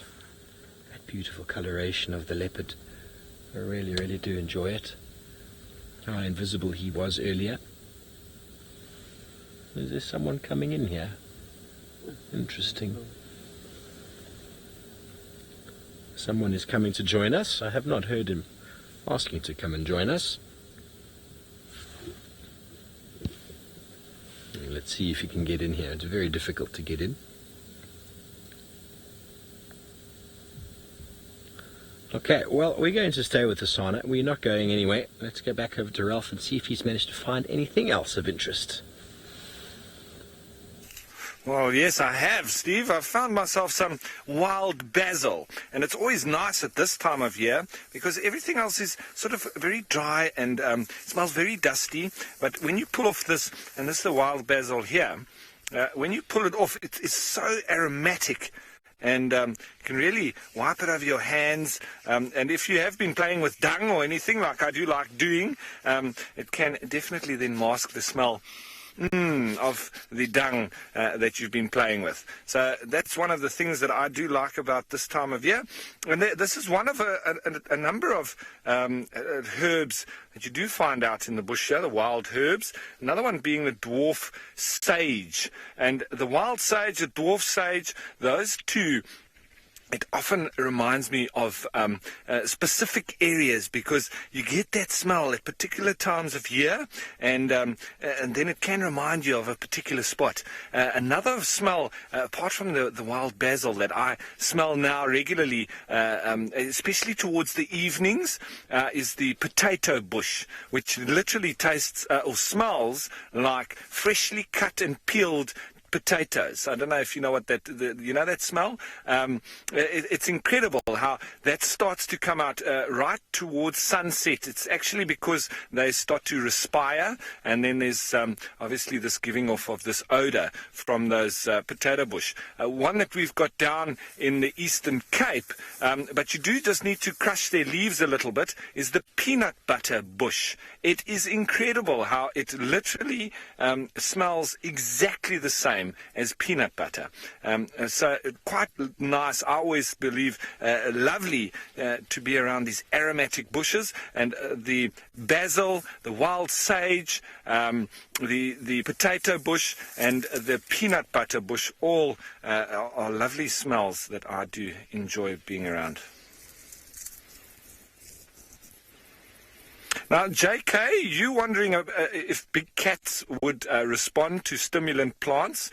I wonder if they would respond to catnip, and I wonder if that's what you mean by that, the stimulus plants, because I haven't seen them react to anything else in the bush, not biting or chewing on anything. I've only seen them eating on buffalo dung, and I don't know what it is about buffalo dung that makes them want to eat it, but I've seen cats eating the catnip plant, not just the product that you buy at the vets and so on. A friend of mine, his cats, they loved it so much that he actually grew some of it in his garden. And now those cats, they live around those bushes. They bite on it. They lie in the thicket next to it, in their garden at their house. So those cats almost live outside now with this catnip. I don't know what it is about that. And if any of you know what is the reason, I know there's some vets that watch as well, some biologists and all sorts. Tell us, why do domestic cats have that stimulus from catnip, first of all, and if you think that it would work with wild cats? I'm not suggesting that we go out and throw a bag of catnip for the lions, but it would be so interesting to know, and I'm almost tempted to do it, but I don't want to because it would maybe be unnatural. But send those answers in to the hashtag Safari Live on Twitter. What is the reason for catnip making the domestic cats a little bit mull? Now, that's something that I would really like to know.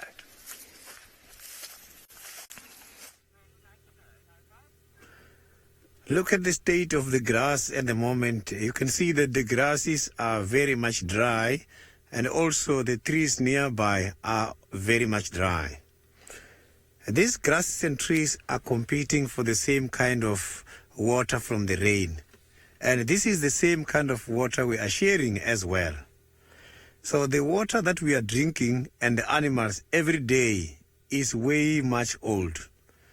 The water we are drinking today is the water that has been drunk by the very same dinosaurs.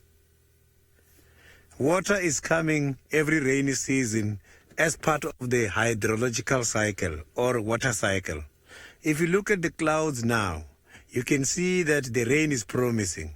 The rain in the form of precipitation reach the ground, and this vegetation absorbs. Come dry season, the sun is going to take back everything to the surface in order to come back again by the next year.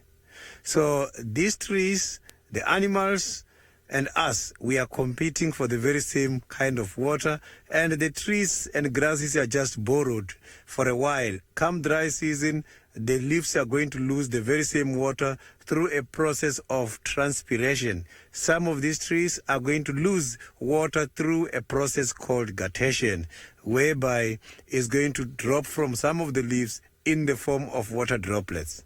So transpiration is a loss of water through the leaves because of wind and the sun. So you can see that we are competing for the same kind of water as animals and the vegetation. Water that we are drinking is very old. It's even 5 million older than the sun. We don't have new water. The water is old. So now I am still looking for the cats in the area.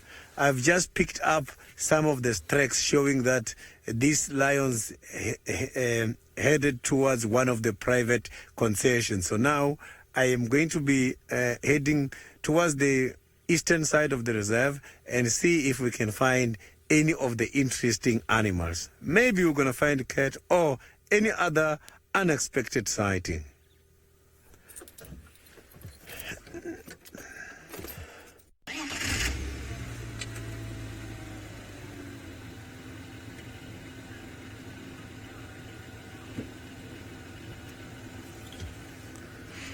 My favorite animal while I'm on drive, it is the dung beetle.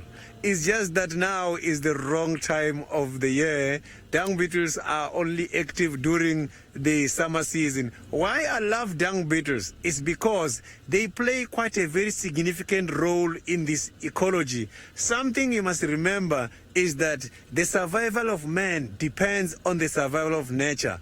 Dung beetles, they are they are creating quite a lot of things for the benefit of us. When these dung beetles are busy rolling and hiding balls, we get benefit because they prepare the soil for seed germination, and that is increasing quite a lot of grass and trees to grow, and they give us quite a lot of breathable air. So you can see that we easily forget who contributed the most at the beginning. Apart from that, the dung beetles, they were the only ones from the whole animal kingdom to be able to navigate and orientate, make use of the galaxy, the Milky Way.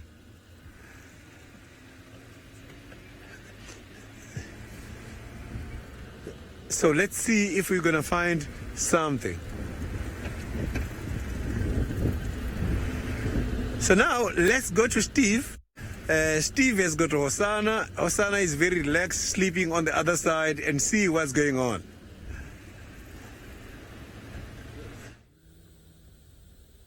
Well, you've just come back in time. He's opened his eyes, folks. That is all that's happened. He's been exactly how you saw him before, but now suddenly his eyes have perked up, and in about 3 seconds I think he's going to put his head back down. So I thought there might have been some excitement. There we go, back to his posture.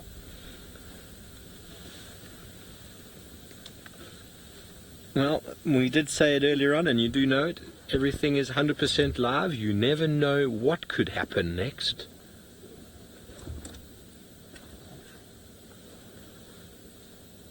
Peter Viper, I most certainly think Hosanna's got memories.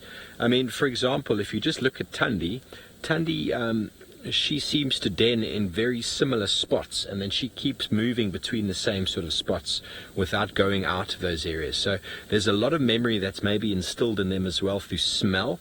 There's a familiarity behind the smell.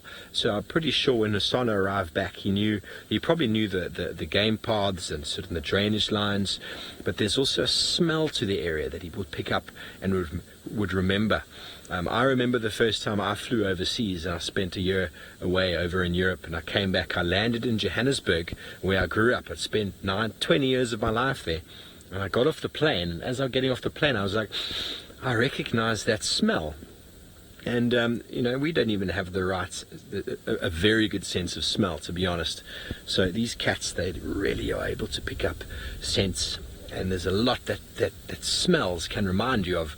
You've probably all gone and said, "Oh, that smell reminds me of this," or "that smell reminds me of that." Leopards are so in tune with their senses that I'm pretty sure he knows exactly where he is, not just through smell, but also through a bit of memory. I'm sure there's memory just through the visual. He's stayed around Vuyatela watering hole for the last 3 days. He has used probably very similar game paths. I've had him pretty much where he is now a number of times, so I'm sure he knows where he's going. Being brought up here, he's only 2.5, but 2.5, that's a long time. It only took a couple of weeks for me to figure myself around this place. Say maybe a month, still learning, but if you live out here perpetually in the wilderness, out here you know exactly what's going on. So whether it's memories like what elephants have in regard to long-term stored memories that they pass down, it's hard to say, but there must be definitely all sorts of stuff inside there that is cues that enables them to know exactly where he's going, because otherwise they wouldn't use similar game paths. They wouldn't go in the exact same routes that they often do, and they pop out from here to there. And often when we're tracking them, I know that Ralph and Aubrey are on the tracks of Hukumuri there, but when you know an animal well enough, we know, okay, cool, we've got the tracks here, let's go check over there. Very likely they're going to pop out on that side, and they generally do, and that's purely because they've got the same sort of memory of the area that we have, and their movements are determined by food, water, and mating.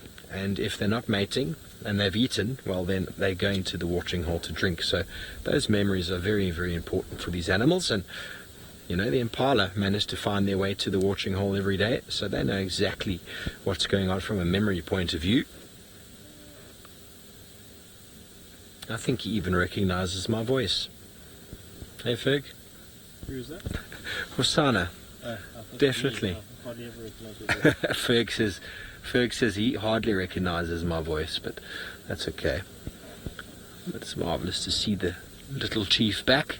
Those of you who have been watching the show since I arrived in November, I had an interview, and Hosana graced me with his presence. We'd found Tingana on Nasu, and it needs to be me. And since then we've been best of friends. You saw Tristan's face the other day when we found him. I think it was Sunday. Yeah, it was Sunday. It was a priceless picture. Tristan. We were both ecstatic. So those of you who also watch the show a lot, and even if you don't watch it a lot, you're quite new, you'll know that we still get very excited out here. There's still lots that gets us going, otherwise we wouldn't do what we do. And it's a very special being out in the wilderness, and very special spending time with these characters. And elephants on foot and leopards on foot, or even in a vehicle, can always be very, very cool. We never get bored of it. It's always different. And when Hosana disappeared for 2 months, it was like a long-lost friend returning home. Karen, well, you don't really even need to ask that question. Hosana is my favorite.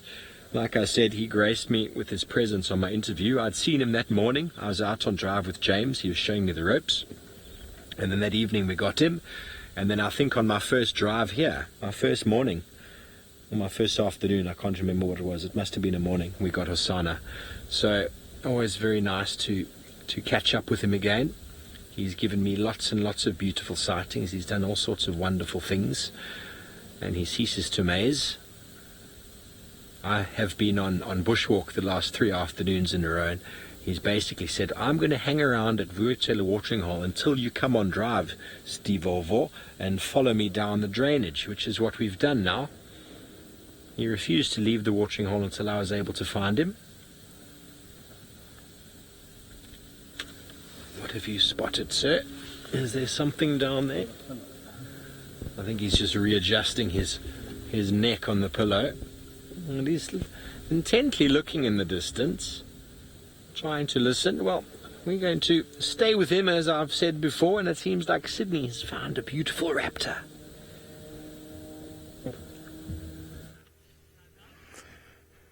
Quite a very beautiful bird there, but very difficult to identify. I have been struggling for the past few minutes to identify these birds. It looks like, to me, a sub-adult martial eagle, but it's confusing me with this crest at the back, unless maybe it's the wind which is just trying to blow the feathers high up. So I just want to show you here. Looking at that bird, I think is this one, which is the martial eagle. When I'm checking the color I have seen there, although here on this one I can't see the crest and everything, but the shape of the head as well as the color here on the stomach is showing that is the martial eagle. What I'm going to do now is to try and see if maybe there's any of my viewers to be able to assist me with regards to the identification of this bird. Some of the viewers maybe saw it before, a bird of this stage.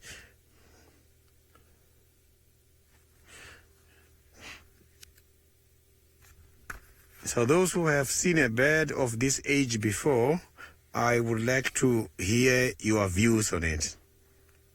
It's very much stationary, so we've got a lot of chance to try and ID this bird.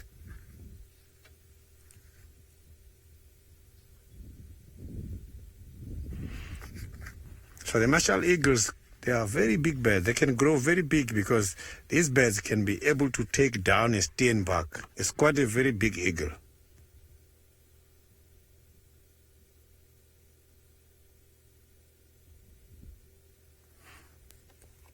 Very quiet, not even making some noise. I was going to maybe try and identify the bird from the call.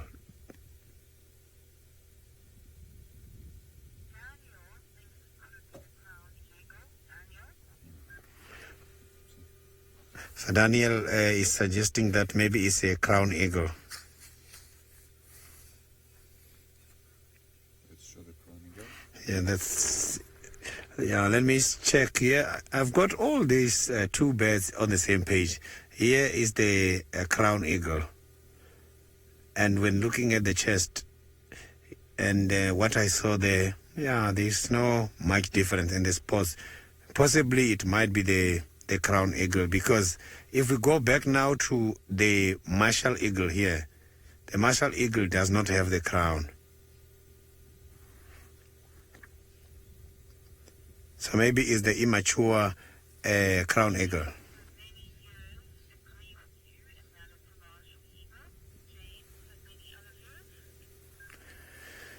Yeah, some other viewers as well as James, they are agreeing that it is a sub-adult martial eagle. Thank you very much to all the viewers who participated, who tried to assist me to identify this kind of a bird. So now we can carry on and see what we can find next. So the martial eagles, they are quite very big birds. I know they confuse a lot because there is another one which is called the black-breasted eagle, which has got the same color as the martial eagle, but the problem is the black-breasted is collared, but they look more or less the same. If we take off the collar from the black-breasted, it looks exactly the same like the martial eagle.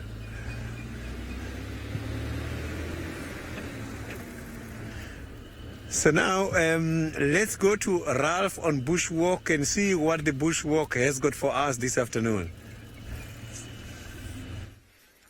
Well, everyone, I'm just investigating a little bit out here on the sort of plains or flat area of Quarantine, and it's quite interesting because underneath this marula tree here, there's a lovely termite mound here, but it looks like there's also the beginnings of a couple of little jackalberries that are growing out the side of it, and that's probably down to some animals that have gone and fed on some fruit, but it's quite strange for me because they're underneath a fruiting marula tree, lots of seeds all around it, and yet there looks to be the startings of a jackalberry under it as well. But that could also be from a monkey or a bird that has arrived to come and feed on the marulas, having already fed on a jackalberry and then maybe defecating below it there.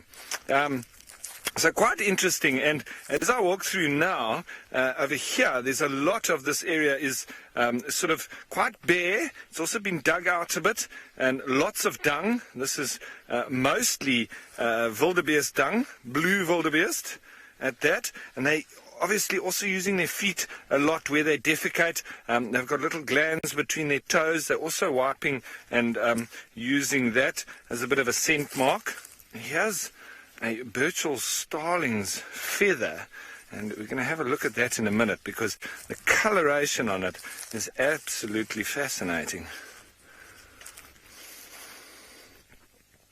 Now, Henny, you want to know if there's any plants that animals won't eat? Yes, there are. Well, one in particular, the tambuti, it's mostly the ones with a bit of toxins in it. So the tambuti has very few animals that will eat it. There are some that will, like a porcupine and kudu. And sometimes even black rhino as well.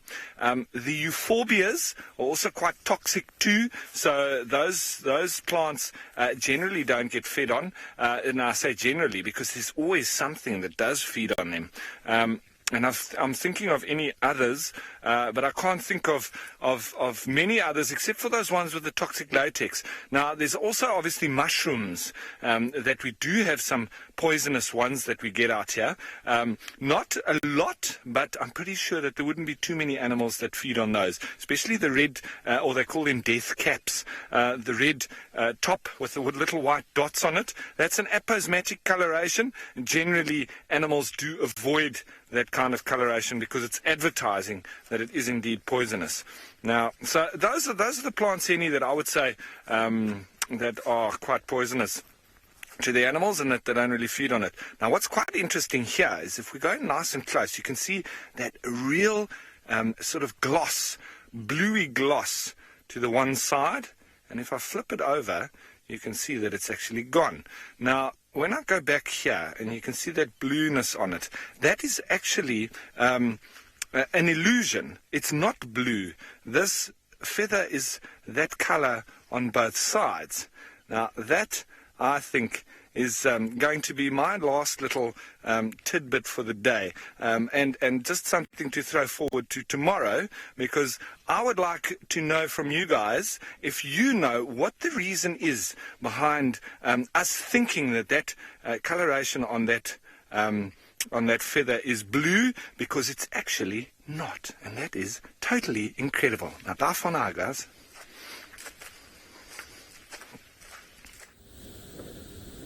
Okay, well, he's got up and moved. If we can go to the thermal camera, Megs. We don't want to move at the moment. He's just behind this bush. He seems to have spotted something. Look at his body language. Much easier to see on the thermal camera right now than on the normal camera. We don't want to start the car or anything, because we are directly behind him, and whatever he's looking at is sort of on the opposite side. So if we start the car, we're going to cause whatever it is on that side to look at us, or look at him, should I say.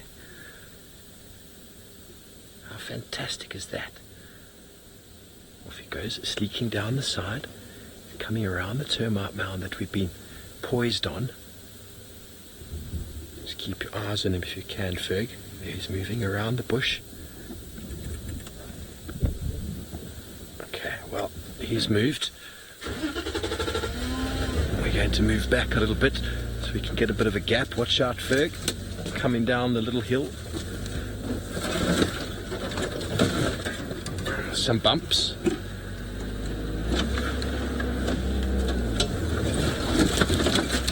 Oh, a little bit of a branch there, it seems. Sorry about that. Am I missing it now, Ferg? Okay, sorry about that, folks. How we get into position sometimes is beyond me.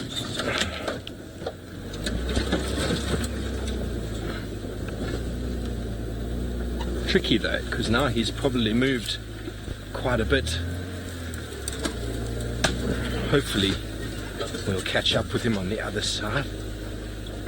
Okay, well, see if we can catch up with him. And while we do so, let's go back over to Sydney. Oh. Yeah, I've got a very a beautiful big house there. That house now is very difficult to tell who belongs there, because sometimes when a termite mound is not active, the other animals, they come and use it, and they use it as a timeshare. Today you'll find this, tomorrow you'll find that. So all these reptiles, after reptile you'll even find some of the animals such as the mongoose hiding in there. So a termite mound is very much interesting. You know, these insects, they don't just release their reproductives. Their reproductives are called swarms. If you can check, by the rainy season is when they fly them. And these swarms, they fly once a day. And they don't fly in the morning, they don't fly during the day, but they fly by this time of the day. Reason for them to fly them by this time of the day is that the sun is not very hot, and they think by this time is when it's dark and the predators won't be able to see them. And this is when predators are aiming to have them. They get predated by a lot of things, including frogs, and we also catch them as well. And birds, they also catch these kind of insects. The interesting thing I found about the termites is that before they release the reproductives, before they let them fly, they come out and observe. They check what is happening in the surrounding. If there is too much movement, we are going to a Hosanna. Hosanna seems to be stalking something on the other side. Yes, he is busy stalking. He's just behind this little leadwood bush. He's moving very slowly. I cannot see what he's spotted. But he's moving deliberately towards something. We're going to just sit still very quietly.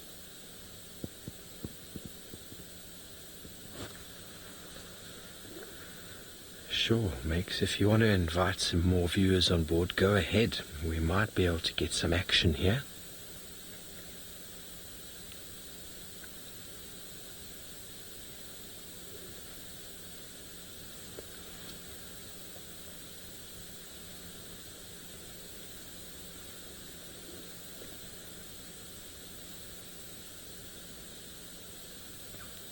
Anything could happen now, folks.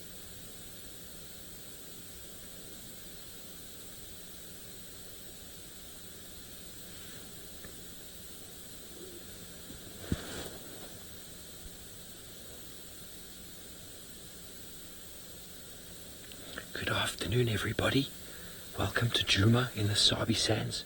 We are right here with a male leopard who seems to be stalking something. Please, if you've got any questions or comments, post it below. This is Osana, the little chief. He has managed to materialize back in Djuma. He's been here for the last 4 days, 4 days. And he spotted something just down in the little depression there. We haven't seen what it is. I'm not going to move. I'm trying to be very quiet in my talking. Please let us know how you're doing. Any comments, pop them below. Any questions? We've been with him for the last 2.5 hours, and he's been up and down stalking and chasing all sorts of animals. And I don't know what he spotted, but look how deliberately he places his feet, trying to get as close as he possibly can into the 20-yard range that a leopard requires to be able to explode a lightning fast attack. Look how he's moved his hips behind his shoulders, slowly poised them on the ground. No idea what it is that he could see in there. Oh, and now he's looked off to the right. Osana, what are you looking at?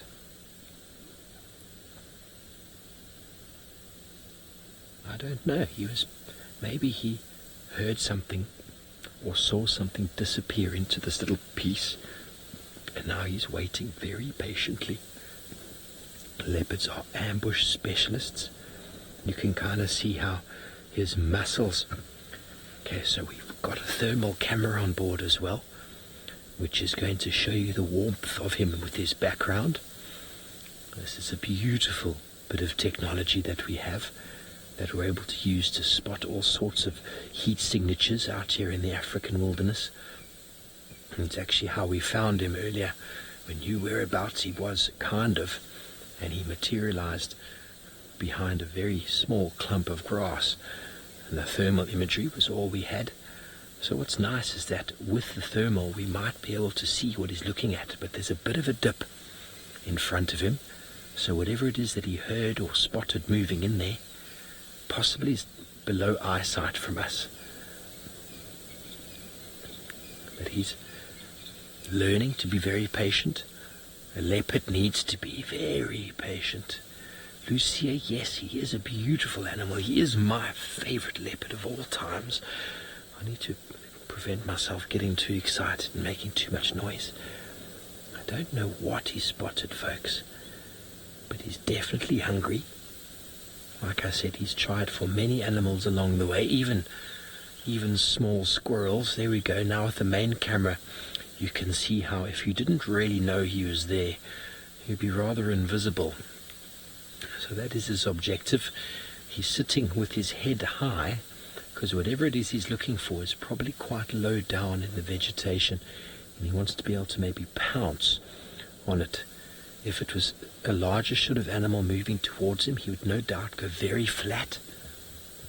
But he's hoping to, by his posturing, be high enough to be able to pick up any sounds with those ears as he moves from side to side.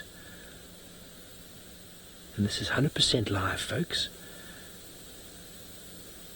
And I forgot to introduce myself because it was so exciting. We're not going to go off the chief at the moment because he's far more interesting than me. My name is Steve, joined by Fergus on camera. We're out in the Sabi Sands. It is a beautiful afternoon. The sun has disappeared behind, well, it's actually set. There's a whole lot of cloud that has moved in. Hello, Adam from Kenya. This is great.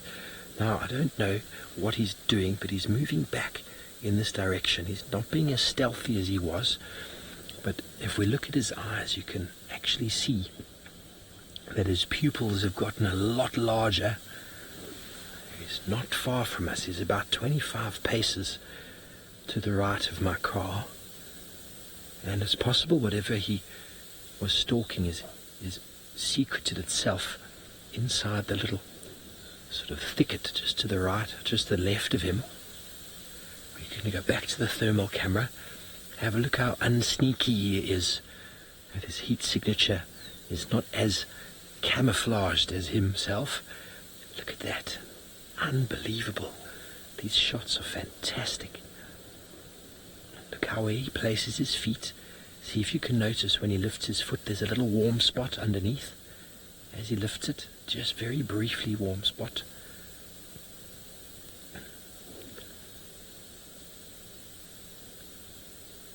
Almost completely silent in his movements. That is the purpose of that walking. Hello, Lisa. No, leopards are generally 100% solitary. Sometimes you might find them with some cubs, but the cubs will be more of a nuisance than an assistance in the hunt. You can see him navigating that log. So they are solitary. You might have them scavenging off each other, males stealing from females.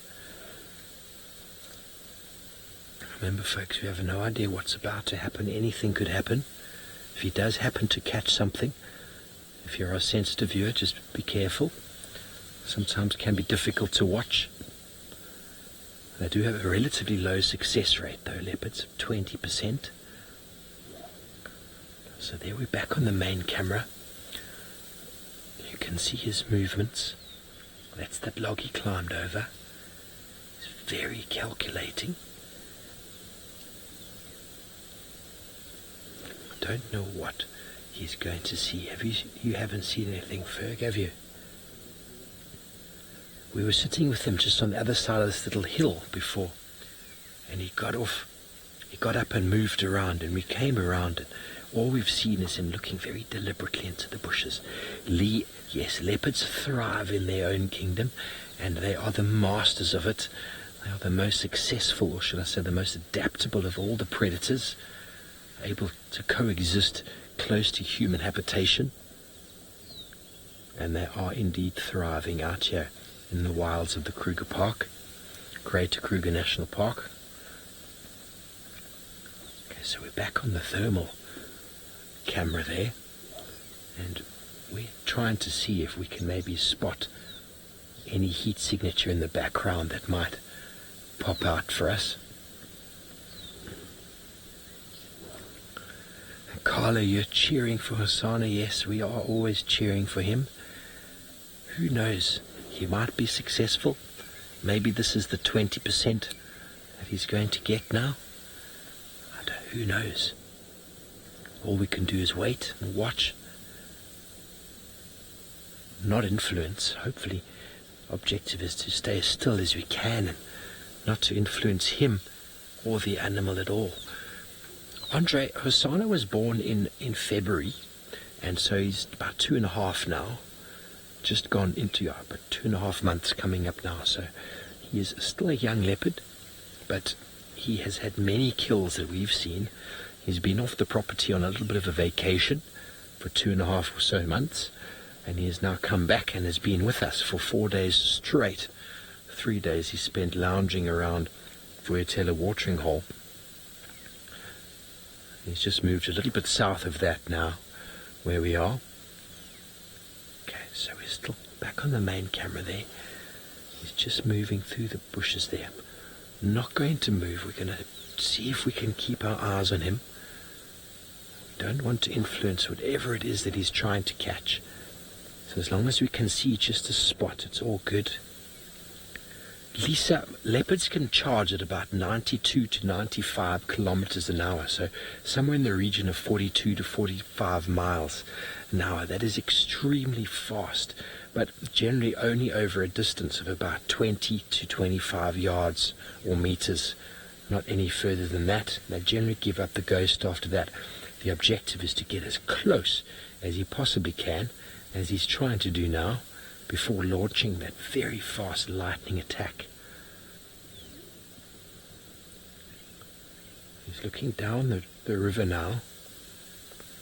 You still just see the end of his ear and some spots.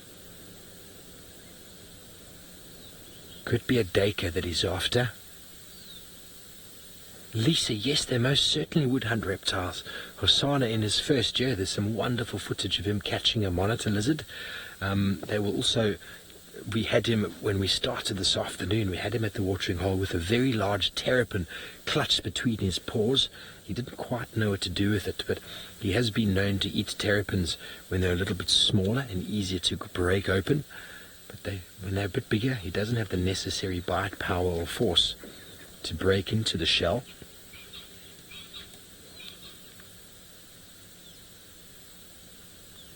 Being very patient, isn't he? He might be going 100% on hearing right now.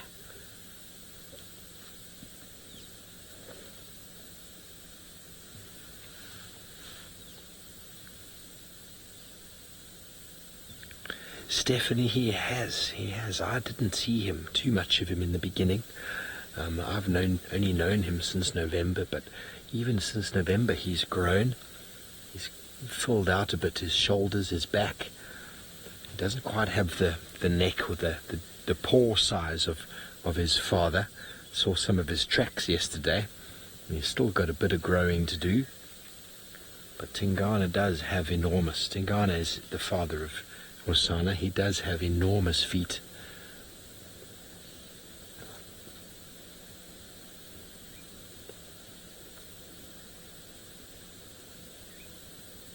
That's the view you get of a leopard in the wilderness. Can you imagine trying to see that if you're walking past?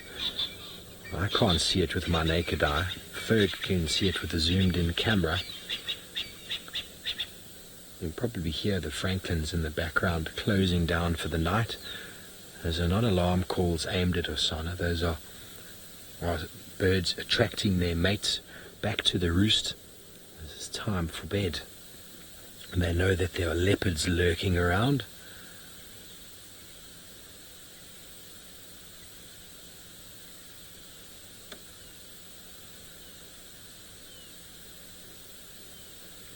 Okay, so with the thermal, the FLIR camera, you probably notice just a little bit of an image of him there. That's how dense the bush is that we're looking at him through. As he moves his head left, you lose him completely, and he pulls it back again, you see it again. So, very, very limited. Goes to show how the dense vegetation can affect it, obviously. There, with the spots. Black and white, almost.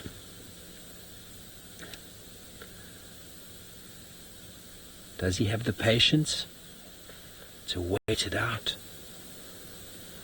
Mina, it is not thermal radiation, it's a thermal camera, so it's basically just picking up a light frequency of a very low degree.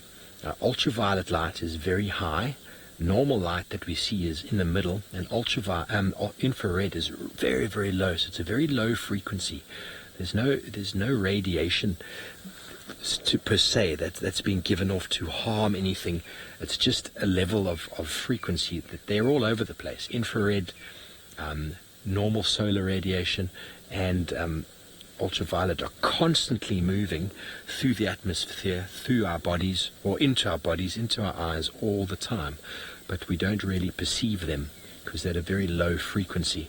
And there's only certain things that are able to see those frequencies, and I don't really know the deep ins and outs of it all. We're going to be needed to change into infrared soon, Megs.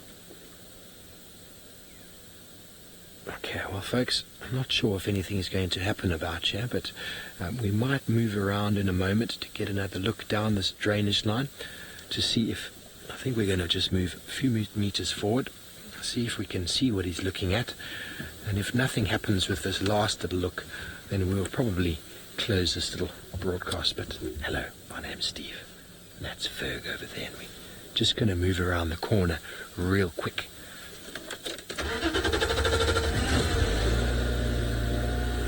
Stay with us.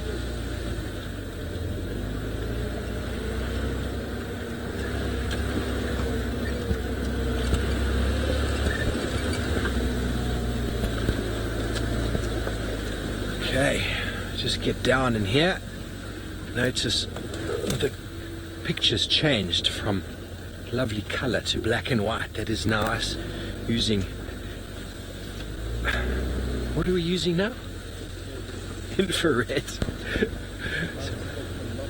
So, a light spectrum that's not visible by our eyes. Thanks, Ferg. I'm trying to remember all these things.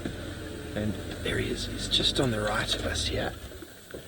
Just on the right, in the thickets, just over my shoulder. Can you see him, bud? Okay. Don't know what he's looking at. We can't quite see.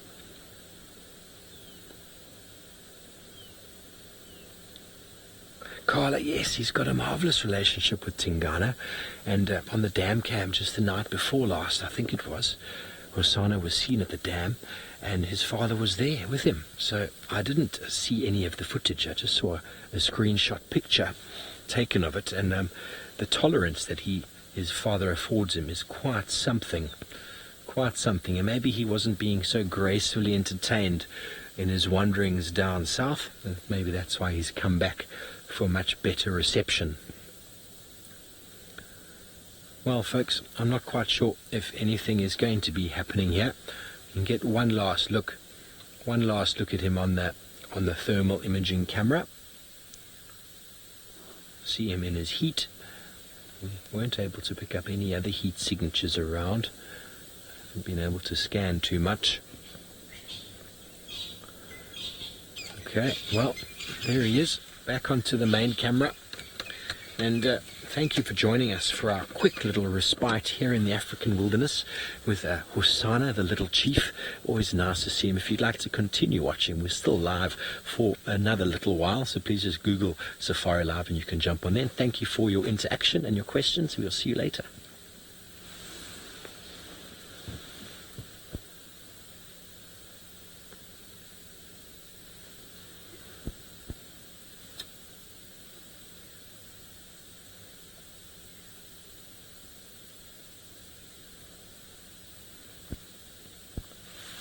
Okay, well, folks, it looks like Hosana is... Oh. He's still interested in something. No idea what. It's a very beautiful shot, though. He's moving very deliberately. He's having a bit of a smell at the ground now.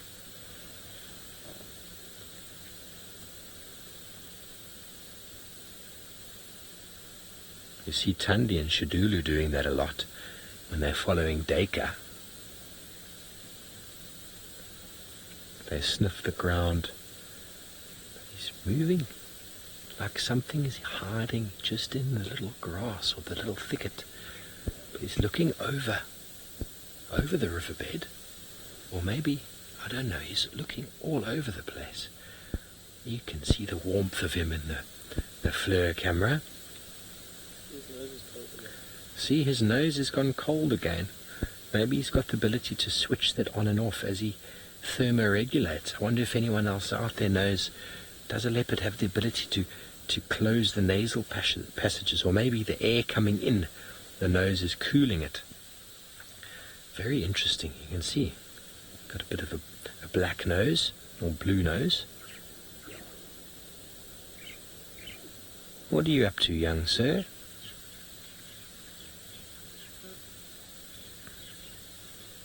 He almost looks like he's standing in a naughty corner now with his paws in front of him. I didn't do it. No, sir, it wasn't me. I have a feeling that there's maybe a scrub hare just hiding somewhere in one of these little bushes that he knows about. As he's sniffing, he's trying not to chase it out. Back on the main camera there. He's being very deliberate in his approach. I just have the feeling if there was an antelope or a duiker or something like that, we'd be able to see it.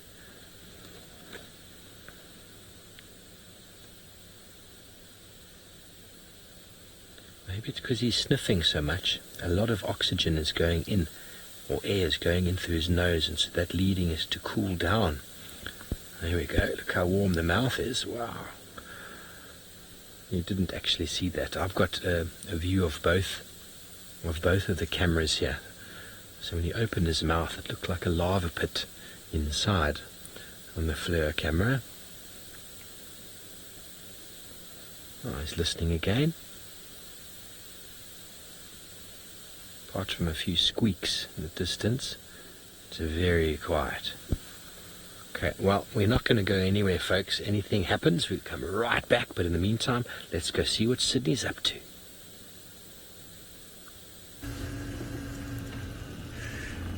It was a lovely live broadcast. Hosanna trying to do something on the other side. Here where I am at this stage, I am looking for anything I'm going to find now. I am just expecting unexpected, as I haven't seen any sign since I have entered this road here on this side. So I've got my spotlights on now, ready to see if any of the nocturnal animals is out in this area. I just got to be very careful because while I'm driving here, I am picking up quite a lot of distinctive smell from the elephant. So it seems like there are elephants in the area.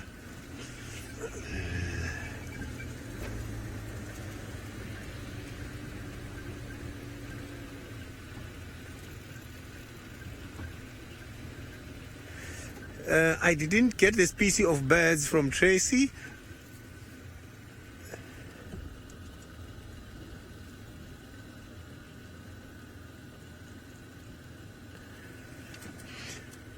Tracy, yes, apart from birds, we do have some of the antelopes which are partners for life.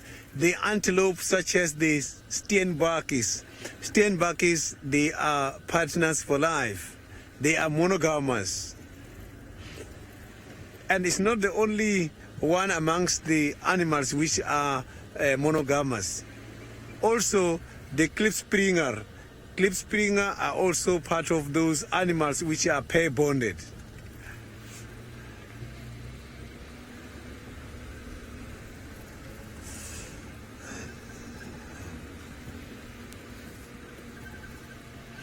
So now let's go back to Hosanna and see if there's any developments.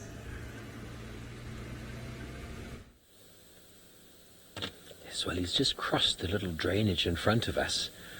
He's still sniffing the ground very deliberately. He's eye level with me now, which is quite amazing. He's right here. It's a meter from the car. Hello.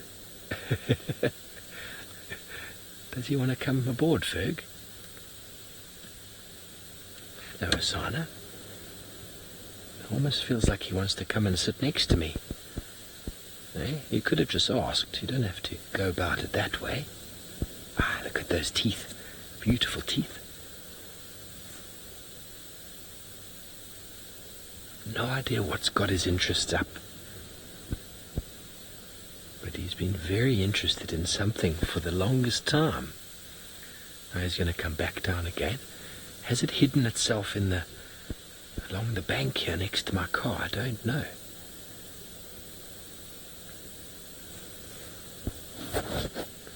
I'd love to be able to do that, walk around and smell where something's gone. Hey, Ferg, wouldn't you? Has it gone this way? No? How about that way? Yep, there we go. Let's follow it.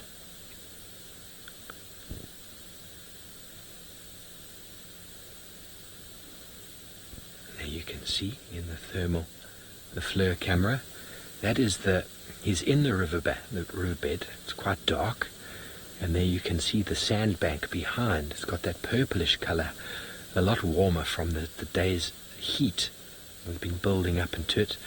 And those little sort of rivulets of black through the bank. I don't know what they are. They're just parts of the bank that aren't as warm, I suppose. The tip of his tail is completely black. Almost looks like a caracal's tail, like that.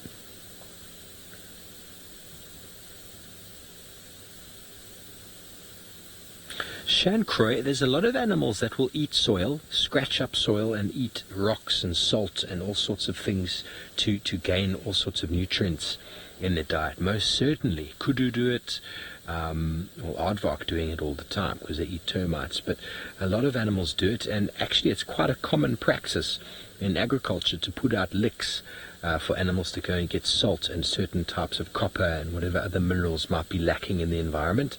And animals, if they can find it in the environment, will do it for themselves. It's a term called Geophagy, where the animals will actually scrape or physically eat soil or rocks to gain access to minerals otherwise not available. Well, let's see if we can keep up with him. He's just ahead here. I don't know how far down here we're going to be able to go.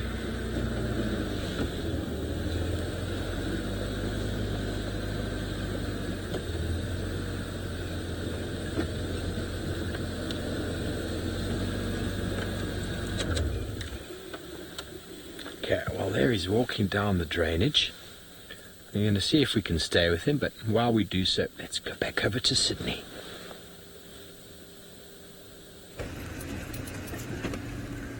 So now I'm just going to switch off the car a little bit and try to listen to what is happening here in the area, because it is seems to be very much quiet. I just want to listen to the bush.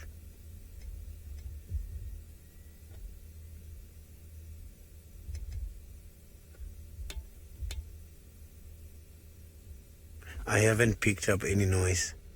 All I'm hearing is the birds from very far. Okay, let's carry on and see if we're gonna find something.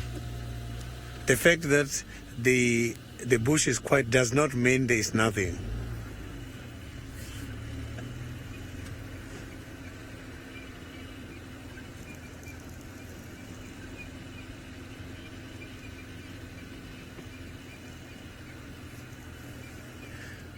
Safari South, I haven't seen any of the bush babies here in Djuma. Yes, I have seen bush babies before, but since I have arrived here, the bush babies are hiding.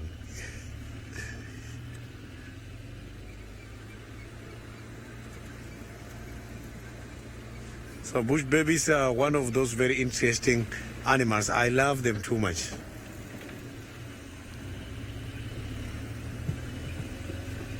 So I hope to see the bush babies anytime soon.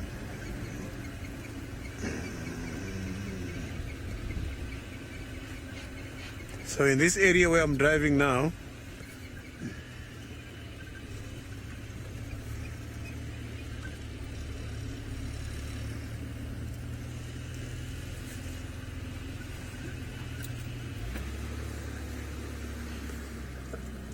there is a question from Pauline about the springboks. I haven't seen any of the springboks here in Djuma. I know some other people, they just get confused between the springboks and the impalas, but I never saw any springboks here in Djuma Game Reserve.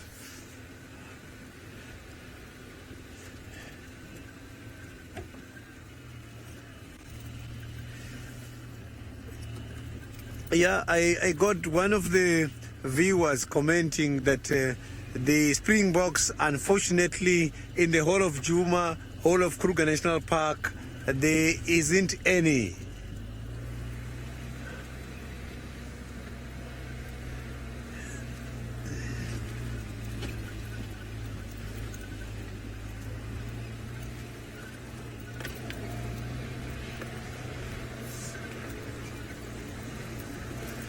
I'm just trying to check in between these three to see maybe I'm going to pick up a bush baby or something. But here where I'm driving, there is a very distinctive smell of the fresh broken branches. Elephants has been here not long time ago.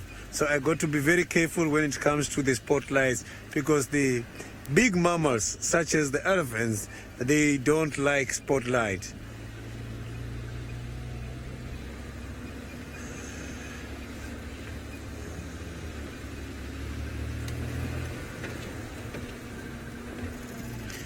So now let's go back to Steve and see what Hosanna is doing on the other side. He's coming, eh? Okay, so Hosanna's just off to our left here. You'll be able to see him in the infrared. There he is. And there's a duiker, maybe 20-30 meters directly in front of us. He's looking towards us. He's now looking towards the duiker. It's possibly something he's been following for a little while. Now you can see the heat of him. His tail is very, very dark. We just came the other side of the drainage, and I got a quick little image of the duiker, but he's not disappeared. We did pick him up on the thermal, but we're going to leave Hosanna to do everything here that he needs to do. You can see how his behavior is changing. Can you see that? How his feet are poised. Look at his tail. Look at his tail. He knows how important it is to be quiet now. Bear in mind, folks, we can't see what he's looking at. But we're just going to stay very still. It's relatively open where we are here. So whatever goes down, we might be able to catch it live for you, which would be very cool.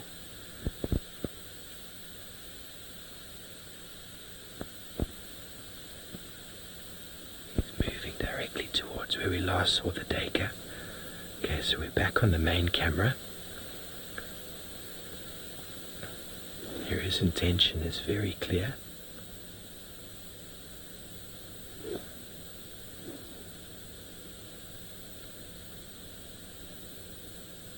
He's moving quite quickly now. Now he's pretty much where I saw the duiker when we came up. He's definitely smelling it. If he's patient, he could be successful.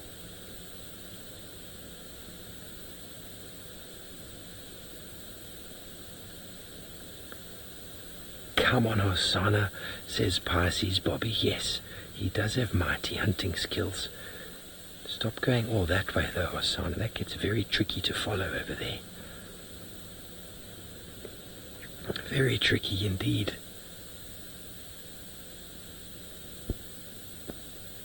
Can barely see him. He's invisible now. I don't want to move too much. There we go. He's still in the shot. He's just moving off to the left. You can't really see him now. I'm just going to move a little bit forward, see if we can get him through a gap.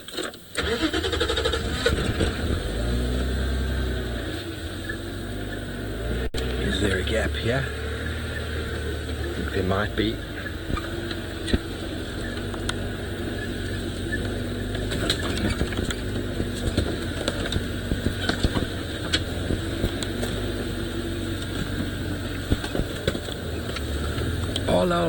I'm not sure when I'm not sure when exactly he ate a second time, but on Sunday he killed a duiker and ate a duiker. Okay, so there's a scrub hare on on the thermal, but he's off. I can just see the scrub hare there. There's a really big bush here on my left hand side. Maybe if you can scan left, Ferg, maybe we'll get him coming in. There's a really big bush here. This is how we spotted him just before. We had lost him. We did a bit of a scan. And we've lost him. We're going to have to go around. Don't think I'm going to get through this here. Maybe I will. Let's give it a try. Give it a try. Little bush. Oh, it's just a little bit of grass. Looks a bit thicker than it was. Okay, it is indeed a tree.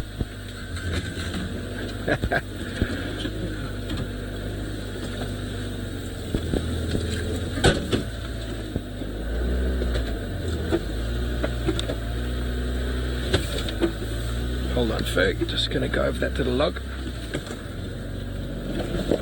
Wait. No, we're not going to go over that little log. Sorry, folks, we are going to have to go around. A little bit bigger than I thought it was.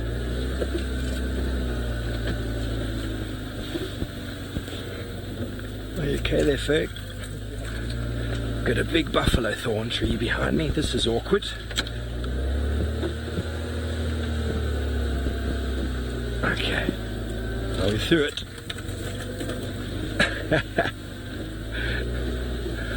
Okay, well, we're going to try get out of this mess and let's go back over to Sydney.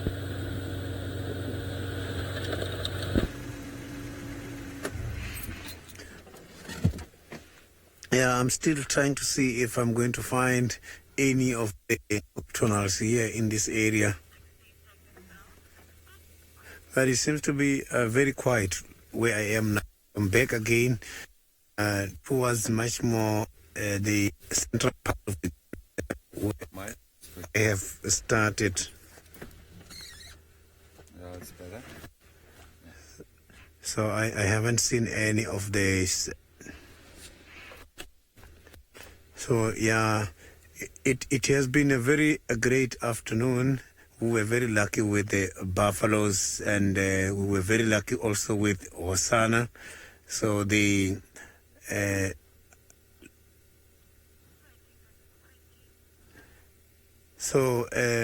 now this brings us to the end of our show.